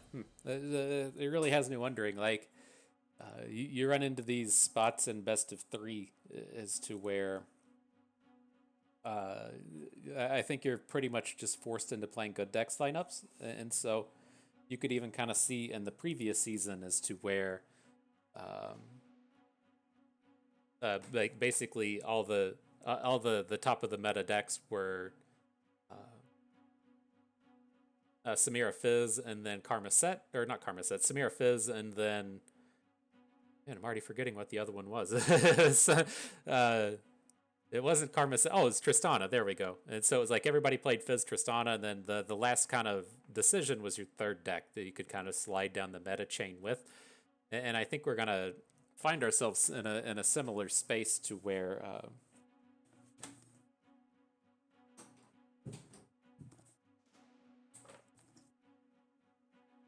like the metas get so diverse, even with that kind of idea and concept at play.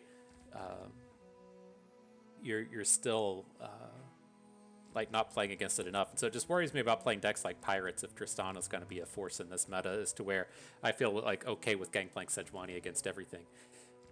But nonetheless, up against here, we either have the Ezreal deck, which we're looking to ban. Gwen Irelia is something that tends to be really good against control, but not that great against anything else, so I think it's kind of okay. I worry a little bit about playing against Kai'Sa. I would worry more if this was Kai'Sa Demacia, not Kai'Sa Evelynn, and so I think I'm going to leave it up. Just come in and ban out the Ezreal and see how the rest of our decks fare. So we'll lead off with Pirates. I think it should be reasonable against both of these. It looks like opponents starting off with Gwen. Yeah. So see if we get black flamed right out the get-go or not. It's interesting with the pirouette. I see it and just get so excited knowing how much sweet stuff we're gonna have happen with it, but I don't think it's a legitimate keeper in our opener. Kind of a turd of a mulligan, though. I'd love to trade either the Decimate or the Nox and Fervor away for the pirouette. So no reason to come in and attack just yet.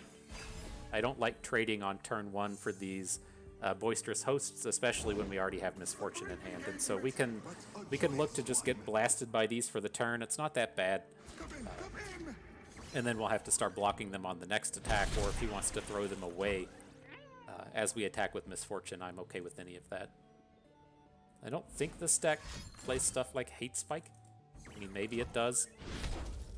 It's like you only have so much room for this stuff, right? And if you're playing the Blade Dance package with Irelia, and you're playing the Hallowed units, and then he's apparently playing Quietus, and maybe you're playing the Black Flame. Like, it's like, can you fit a Deny in your deck after all that? Can you fit in, like, what really fits? And it's tough to say, but I'm going to go ahead and make the attack here. If he's playing the +2/+2 combat trick, then more power to you.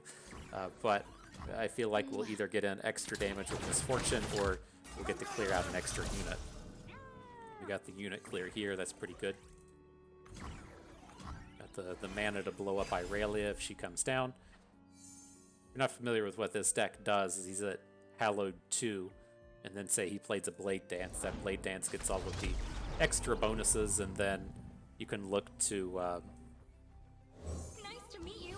I'm attack over and over and over with the blades, picking up those damages each time. But this is fine. Not sure why I played the Glenkeeper and then didn't use it. Maybe he didn't realize we had a 3-power unit on the board or something, but this is okay. I wanted to keep our mana up for Nox and Fervor in case some kind of shenanigan came forth. Reporting in? And all in all, pretty reasonable. I want to play the Demolitionist. We're going to attack with as much as we can. The Pirouette was a reasonable draw. If we get to shut down his whole board, we get to hit for like 1 million this turn. For the glory of Noxus. Nothing wrong with that. Nothing wrong with that.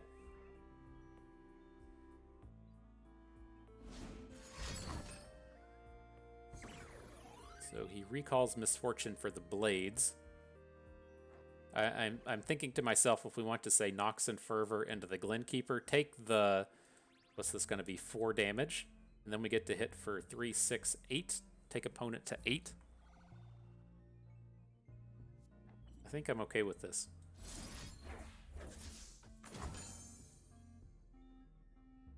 Like, we're not going to have the time to replay Misfortune this game anyways, so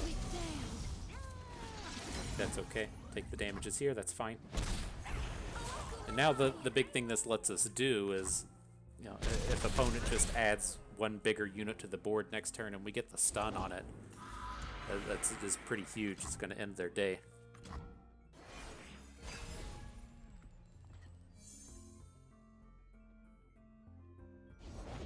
all in the shoulders. So we can take 4, it's not so bad. So we'll get punished here a little bit if he's got a Gwen, but if the extent of his play is Gwen, he's going to go up to 10, and then we get to blast in for damage next turn. I think we're pretty okay in that sense. Irelia is kind of annoying. She has a tune, so she can I dance not to forget, but to pick up the remember. Blade Dance as well. Yeah, it is what it is. It's not enough to lethal us. Where's my axe? A line around me.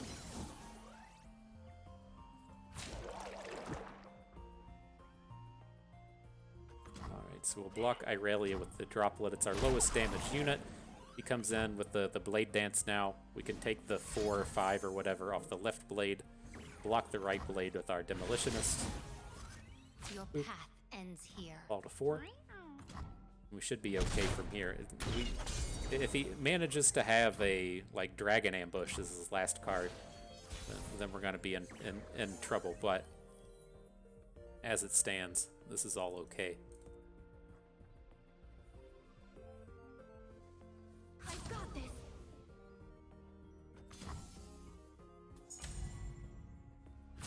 So he should be falling to 4. Your rhythm's off. 3. Okay. Same deal. Curious why he didn't block our outer units. Oh, this is going to be a Dragon Ambush.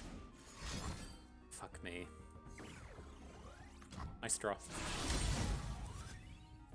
Routes closed. Alright, so that takes us to 2. Nice work on gaining 10. Okay. Maybe we can still get out of this. We have the stun. If he just plays like a singular unit next turn, we can stop him from attacking. But not a terrible draw. Yep.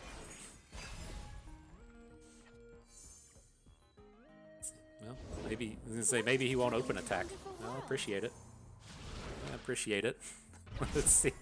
Let's see what we can pick up. We still just didn't get it. Yeah, like the draw of Gwen is just ridiculous here, right? If we okay.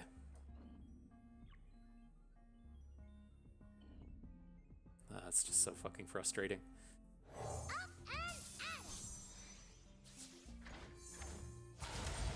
It's like the collection of cards to get opponent out of this space are so incredibly small, and to just hit them all back to back is kind of okay.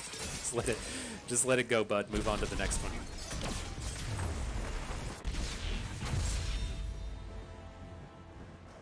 All right. As they say in poker, it's the worst players at the table are the ones that are appearing to be the luckiest.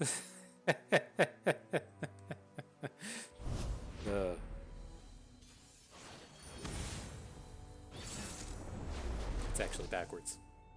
You got to get it together, Bust. You got your quotes wrong and everything.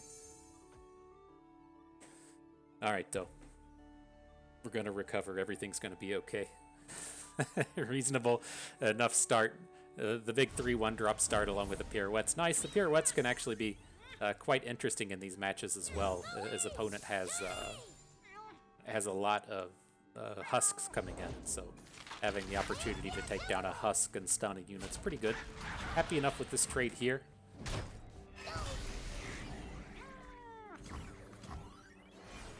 Didn't quite want to lead off with the pigeons. If they have some kind of answer to it, if they play the 2/1 predict unit on the first turn and trade out the unit, it's just terrible for us. Nice So to meet you. I'm Isla. wanted to start off with the dude. Now the birds are looking okay. Might support away on this ram hound. I'm curious to see what opponent brings in. Can't quite answer the domination.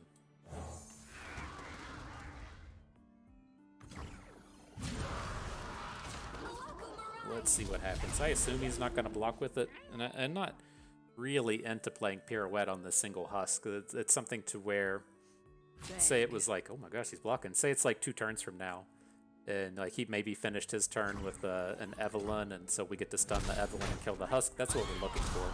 Not so much just killing off this random one.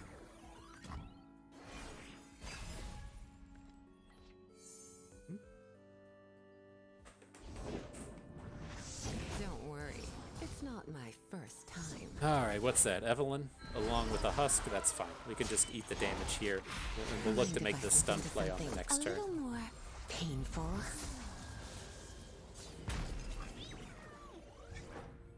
Let's bring in our boy Zap. Gotta go with the flow. More pirouettes.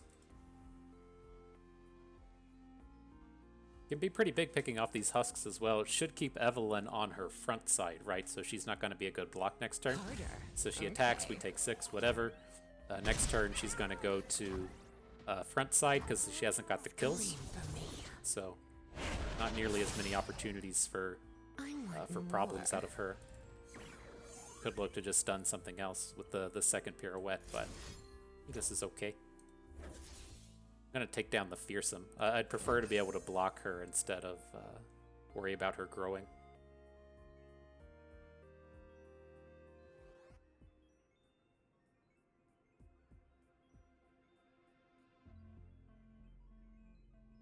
Could have looked to have done the point of damage to face, I guess. Right, and then played the Jagged Butcher is a little bit bigger, but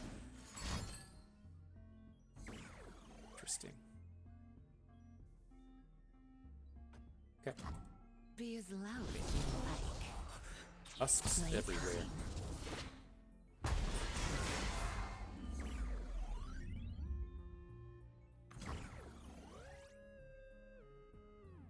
So we just want to blast now, right?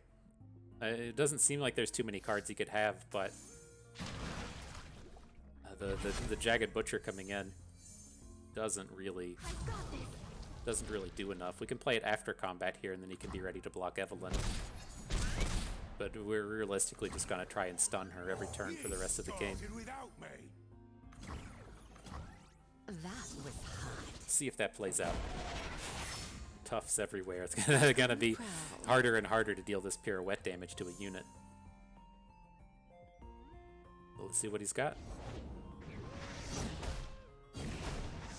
Ready for a little So splish Steam's not splash. super scary. He does have the single vulnerable at this point. She gets to pick on a unit with, but I don't think he's worth stunning.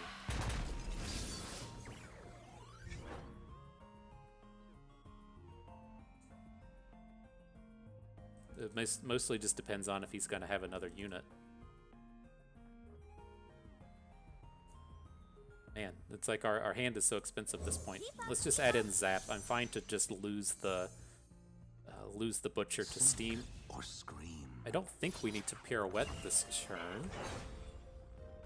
We can at least wait to see if he plays another unit before we have to decide.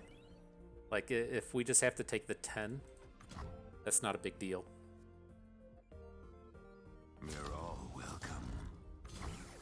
12 to 4. He shouldn't have any ways to dome us.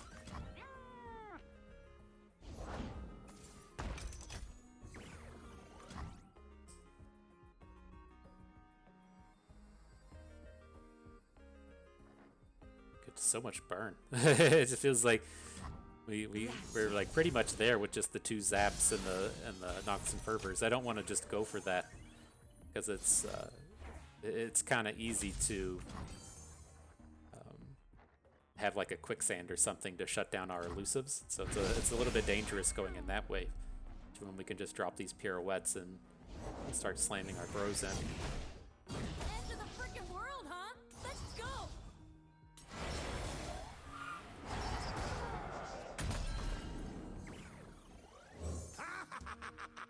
See if he has anything else. He hasn't spent that 3 real mana across the course of the past few turns, and so maybe.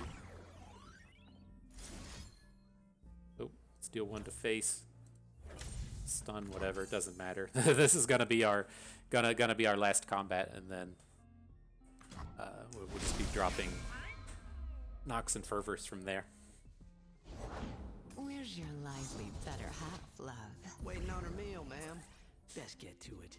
So let's see. There's no real reason to play the Eye of Nagakaboros, right? We can't play any more units here. So let's just swing.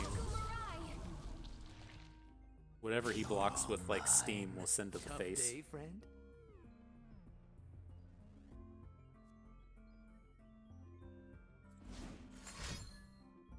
Did have the quicksand. But still able to get the lethal here. Oop. Alright. Take it to a game 3. Push all that saltiness aside. See if we can get a victory here.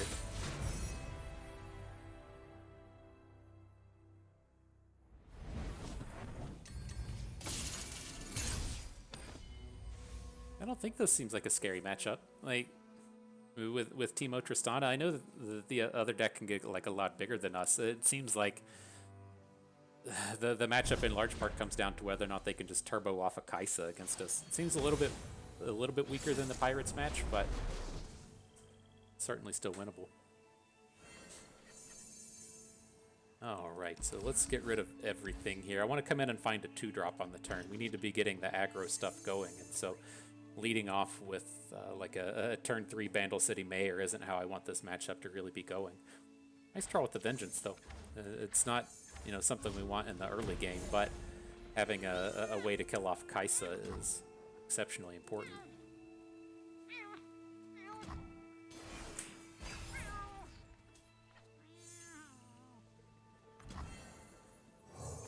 Alright, gonna lead with the Grumble Slug, so we got that sweet Pokestick mana. Next turn we'll come in with the Wandering Shepherd. It's actually kind of tempting to just run out with the Tristana. Like, this deck doesn't have removal in it, right? They're not playing grappling hooks and garbage like that, and so, I mean, maybe it is okay just to run out the Tristana in this spot. I guess Hate Spike is the card to worry about. That's just too greedy, isn't it? As much as I want to go for it, I think it is just too greedy. Right, pick up the combat reel. Keep the mana coming.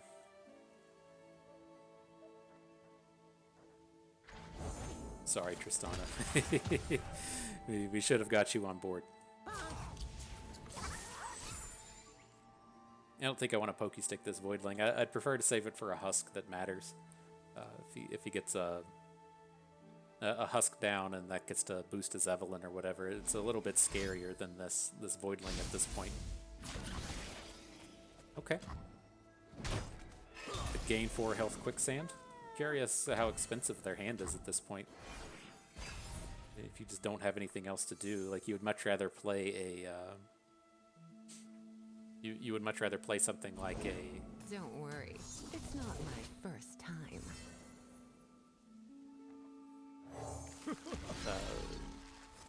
Domination or something on that turn. Alright, let's see how this goes. I was really interested in being able to pokey stick whatever unit got popped off of the Evelyn just to try and keep her from flipping, but we didn't get a way to interact with her with the spell shield coming down. But we still have a pretty reasonable open attack on this next turn. What? Make me feel. Interesting. I don't know about that one.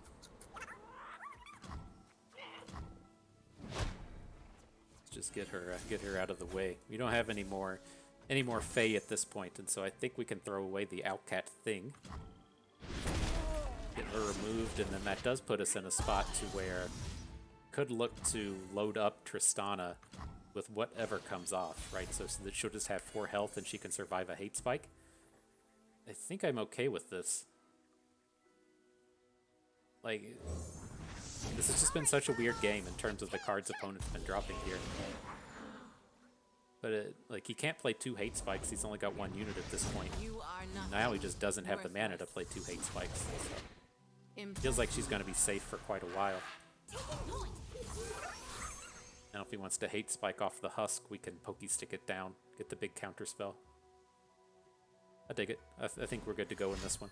I was actually thinking, like, I'm kind of interested in playing the aloof on this turn to try and make them discard Kaisas, but it just came together too well with these other cards. We should be able to get the aloof down next turn, but get the vengeance ready to go if we actually need it. It's a little scary seeing him have this spell shielded domination on the board, as he has the potential to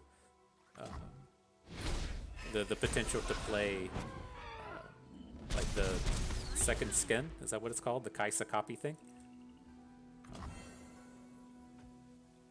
But nonetheless, I think we're good. I want to bank this mana so if we play the Vengeance this turn, we're primed and ready to react. There's still time. If she is. There has to be.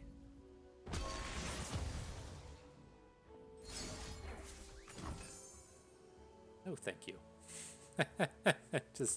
just drop a little no thank you on that one. Now I think this game has to be done. Just the tempo is too far gone. We get to spew off a bunch of units next turn with the Vandal City Mayor. Do we want to just flip Tristana instead? Probably. Good, give that one a probably. And I take point.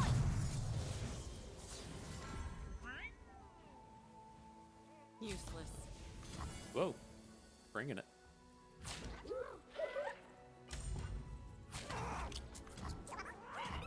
All right, I think opponent's giving up here. We should be good at this point. We have the kill 2 ways on this next turn. If he's got an answer to Tristana, we got him with the spell shielders. Whew, okay. we can move on from this one. We can rinse the salt away from that game 1 Gwen game. Sorry, opponent, if we got a little bit salty there. That was an incredible string of top decks. But we're over it, as we've been able to achieve victory in game 2 and 3. Make our way into that final battle. Feels good. Seems like opponent might have left us with a... nope, not roping it. I was gonna say might have dropped the phone in the toilet right at the end of the game, but... Hooray for the GG. Vandal Gunners.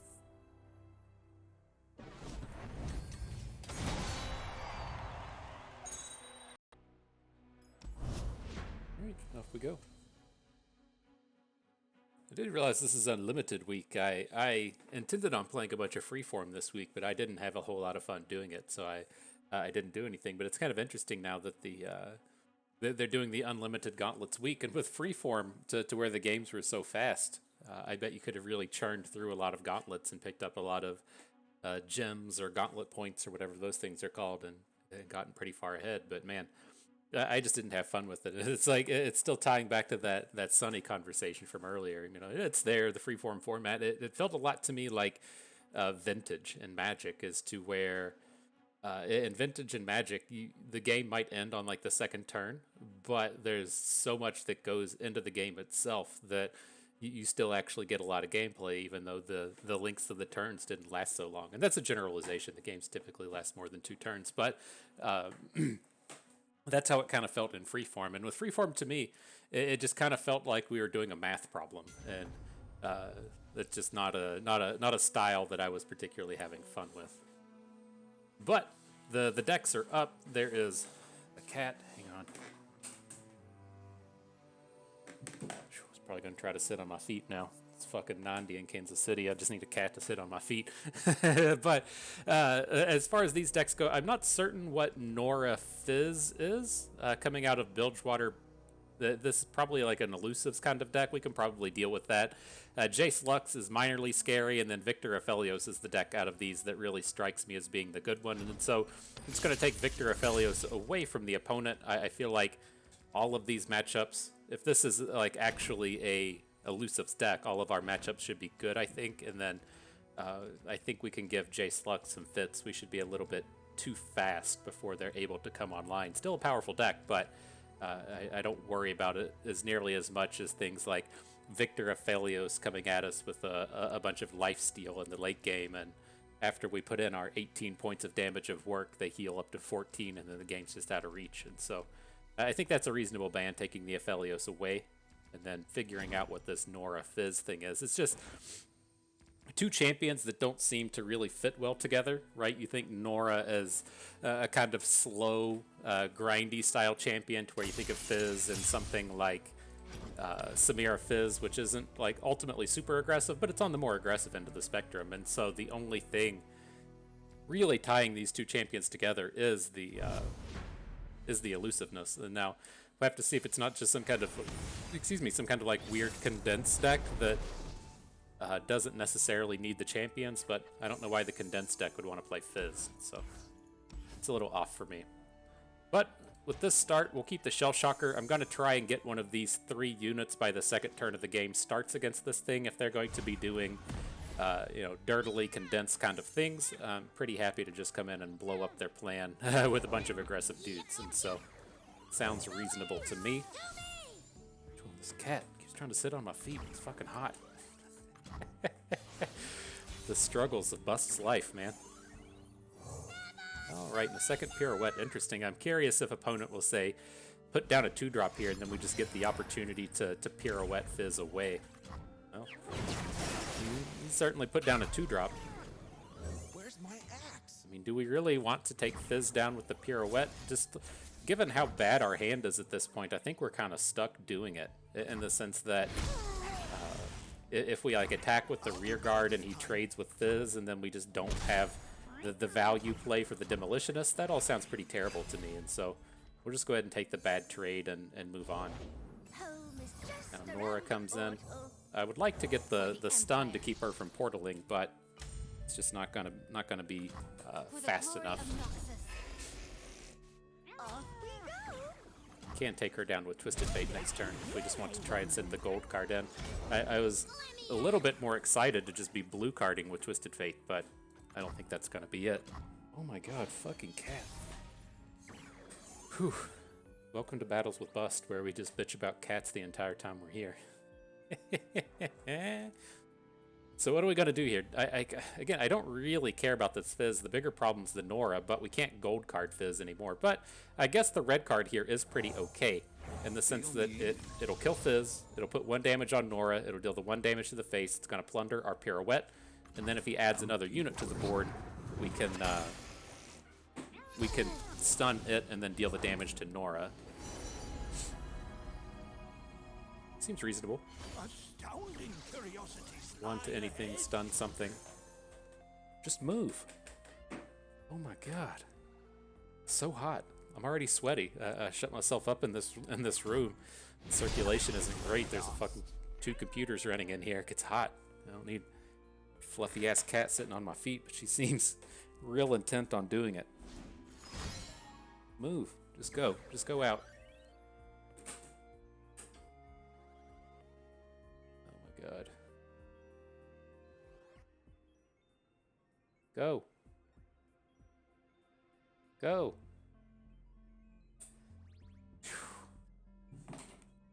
There's another cat on the other side of the door, and so that's the way life goes sometimes. Sometimes them's the breaks. Oh no, just runs right back to my feet. Fucking A. Does anybody want a cat? For real. Losing it. Welcome. Again, welcome to Battles with Bust. Hope you're enjoying the battles to where we we just do battles with cats apparently.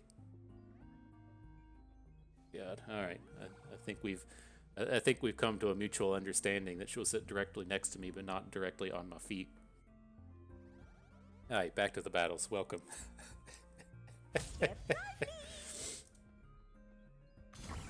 All right, this is a little awkward in the sense that we do have this Grenadier. He's never going to deal damage anyways, right? Opponent's just always going to come in and block it. I think this is safe to just go ahead and throw in front of the Conchologist. Like, it's like, as his board stands right now, you know, the Demolitionist in front of Conchologist would be the more ideal one, but I suspect we might have an opportunity just to come in and refill our board, and so I don't feel nearly as bad about it, although he is starting to get his portal count up kind of high, which I'm not super stoked about. Still not really sure what he's even trying to pull off. Pirouette and Zap. Interesting.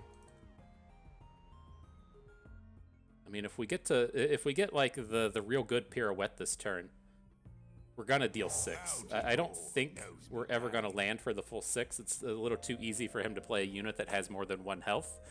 But if we can deal 4 and then pick up a Nox and Fervor off the Zap, that's 7. And then if Zap gets to hit again, that's going to be in for a lethal. And if he doesn't open next turn, Zap can at least present a block in front of Nora. So I think that's okay. Comes at us with Condense.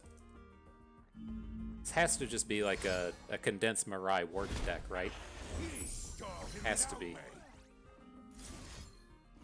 Yeah, what? He just warning shot at us. Oh, but the Jagged Butcher is a 1/1 that gets 1/1. Okay, I gotcha. So we don't really need to Pirouette on this board. That was an odd interaction, seeing the Butcher come down as not a 3/3. But we gotta be good, right? He's only got 1 card in hand at this point. He does have those portals.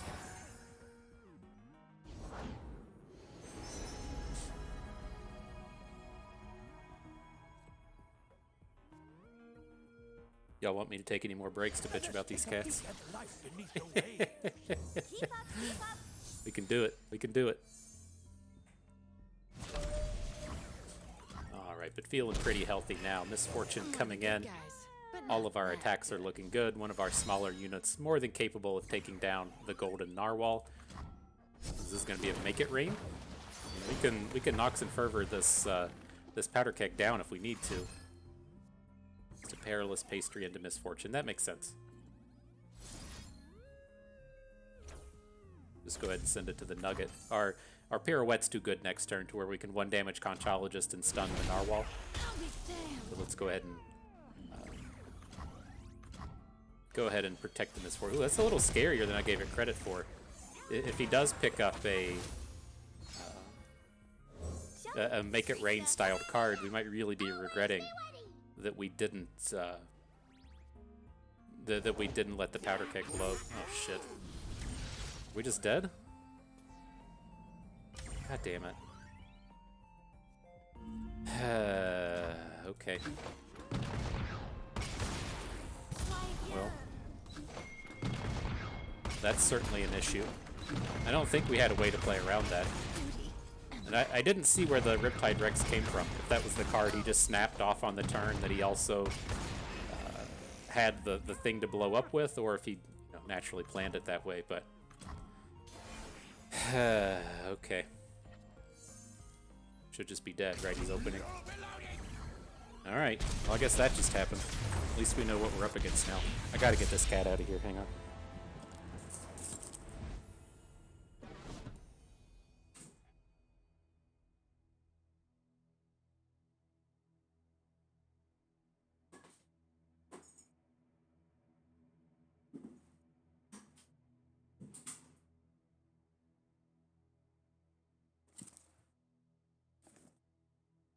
Okay, the battles can resume. I swear I love my kitties, but I just can't have that. I can't have... It's literally... It's 91 degrees when I went outside earlier today. I'm in like a 10 by 10 room. It's got 2 computers running in it, blowing out Jesus knows how much heat. And like, I'm already sweaty. And then I just have this like fluffy ass cat trying to sit on my feet. I can't. Just can't. Whew. Okay. So we got salty with our previous opponent. We're getting salty with our cat now. Let's see if we can't get this together. Focus. Do your best. Alright, this spot's always interesting. You have the extra point of damage out of the Legion Rearguard, but if they open with a Forge Chief, then we're throwing away our unit that actually has the second point of health. And so I want to lead out with the Shell Shocker here. I get that we're dealing 1 point of less of damage, and I always kind of say, if you don't know what to attack with or don't know what to play, just play the one that does the most damage. But I feel like in this space, we have like a little bit of play on that first turn and being able to get in front of a Forge Chief styled unit. And so I like dropping the Shell Shocker just as a nice trade if that's how our first turn is going to go. Now, interesting pirouette. We're in this spot to where if opponent has Shock Blast, we're about to get really torn up. But if they have like Assembly Line, or if they have the 3 mana thing that puts more dudes on the board, then we're looking a little bit stronger. So I think this is good with the pirouette. We get a big tempo play this round. He's going to trade his last Forge Worker for our Pigeon, and then we get in for 7. He might take the value block onto a 2, but I think we'll get in for 7 this round. The Pigeon's kind of scary. Interesting. All right.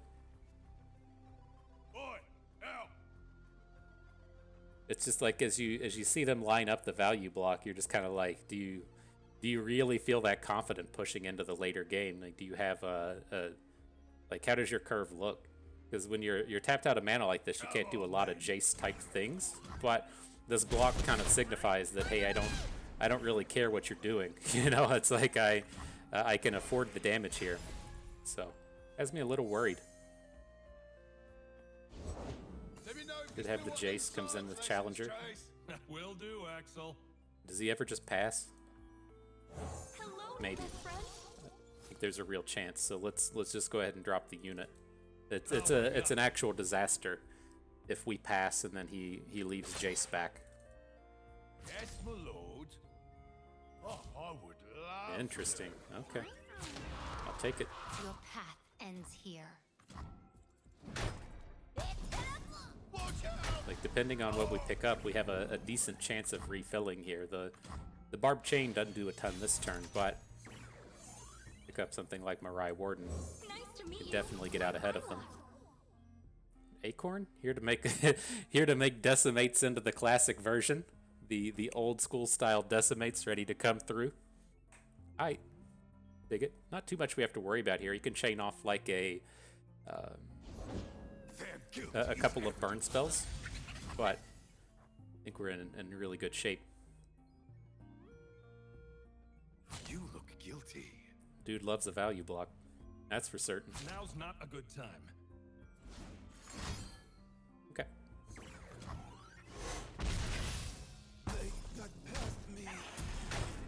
So we get the damage in. We get the plunder for the Barbed Chain. Just need to find a little bit more, and that'll get us there. Not a lot more. That's not what we need. We just need a little more. Shell Shocker, Misfortune, and a third one. Legion Rearguard. A lot of cheap plays, I'll give you that. Oh, we sequenced that bad. We should have waited on the shell shocker, but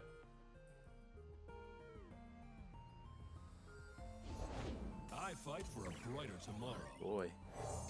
Reporting in. Hextech engaged. Stand in We're not going to get to play the Decimate this turn because we played things... Well, it's not entirely out of order in the sense that...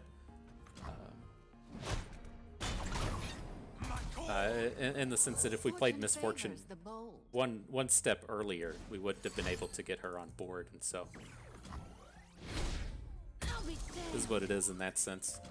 Boy, the removal's coming in. Gotta find 2 more points of damage.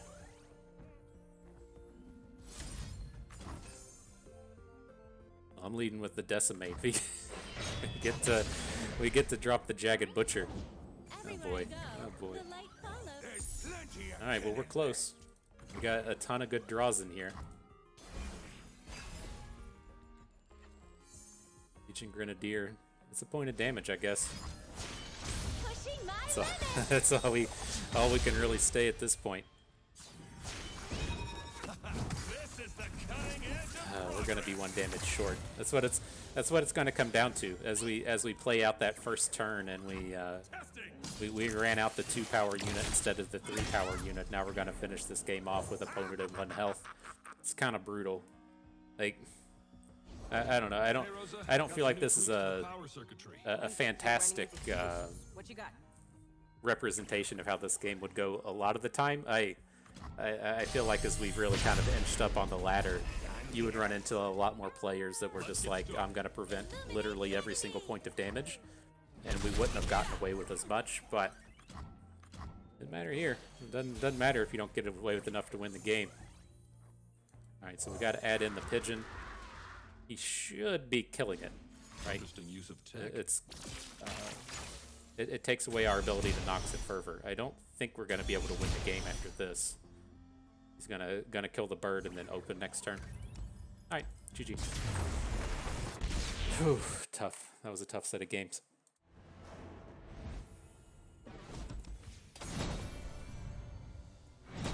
Oh shit, I forgot. We're just completely done there. I thought we had an extra game. But I was thinking it reminds me of one of the truly superior players I used to play Magic with, and they used to have a kind of issue as you would roll into a place like a Friday Night Magic, as to where the playing against the kind of more seasoned players was a little bit more predictable. They were able to like level in terms of what a person kind of like in the Pro Tour kind of space was going to be doing. And so someone like me that could kind of get up into that Pro Tour space but not really succeed there, it was kind of easier to figure out what I was going to be doing, because the game plans kind of made sense, and the low level strategies I was running made sense to them, and they're able to kind of game plan around it. And then as they played the kind of lower tier Friday Night Magic players, the plays that they would make would be much more variable. And so they would run into a lot of these situations to where you would just try to not lose the game, because if it's extended out, you would be able to take advantage of their mistakes more. But that unpredictability was a bit of an issue for them, since they would make plays that were just kind of weird and odd and seem strange. And so it's not to say that opponent misplayed there. I'm sure they played it fantastically from their point of view, but it always strikes me as being like a little odd when they're taking those more value-oriented plays, and it's like, why are you not just trading away the Forge Chief when every point of damage is so important? And the reason I call that out is you approach that late game space there, being at 4 instead of 3 against Pirates is like a real deal breaker. That's the kind of point to where you die to Decimate, whatever, but you don't die to Nox and Fervor anymore, or you don't die to Misfortune plus Zap Spray Fin. Like, there's a lot of these combos you die at 3 and not at 4, and so there's a lot of real incentive to just literally prevent every single point of damage that comes at you, and that's what the kind of like threw me off there. They were throwing away, or they weren't making the full trades onto our birds. They were blocking our smaller units and making the value play and giving up on their card advantage and not protecting their health. And the reason I call that out as being so important is you get to the end game there, And you can see what an overwhelming advantage the opponent had, right? They had a flip chase, they had a Lux, they had another dude, they had a 6-cost spell, they play the 6-cost spell, they get the final spark.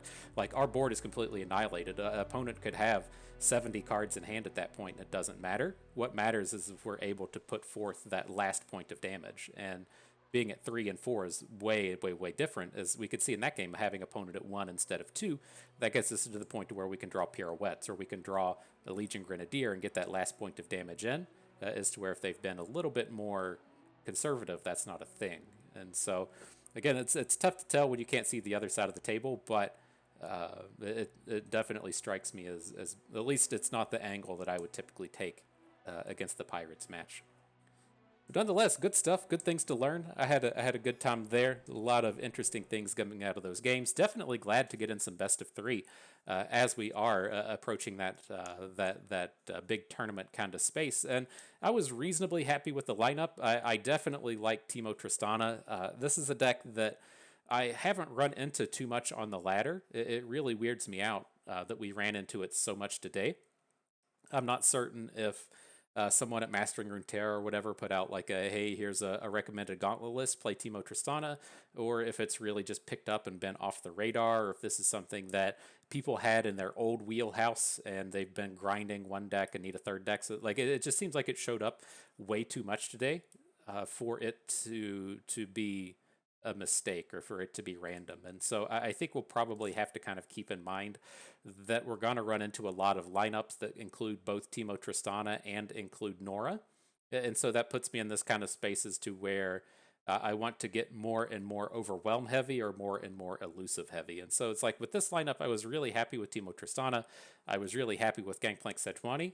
All the matchups we played today, all these were fine. They have the angles you need to beat anything with, but Pirates was the one I felt a little bit let down by. And as we've grinded up the ladder, the ways that we've typically seen to kind of combat Pirates, there are Nora, which is fine, but then you see a lot of Annie Katarina, which is not horrible, and then you see a lot of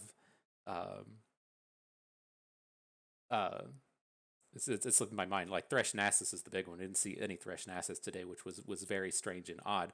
But you're running into strategies that start to push you away from the go wide and refill kind of thing, right? If you're able to easily flood the board with Nora, easily flood the board with the Tristana deck, these kind of go wide strategies don't really work out that well. And you have to look more towards elusives or overwhelms. And so what I'm kind of looking towards now, I think, is there's been a lot of push towards things like Action Varus, Action Pantheon, the brawler decks, if you will. And I think that might be where the third deck kind of stands in this lineup. And so we aren't playing any of the kind of true aggro decks, but looking at something like a Samira Pantheon style of thing, or Pantheon whatever, or Fiora Pantheon or whatnot. It might be something more along the lines of what really kind of works in these formats is you have ways to get through that just wall of units. And so Teemo Tristana can get through the wall with Atrocity, Gangplank Sejuani can get through with Gangplank and Sejuani's Overwhelms, and then having that third deck that can really just kind of punch through is what seems to be fairly important here. And I just don't like the way that Pirates punches through. That's exactly why we played Gangplank on the latter version of this deck and not Twisted Fate, was he gave us that overwhelm kind of thing that we needed to finish off those games.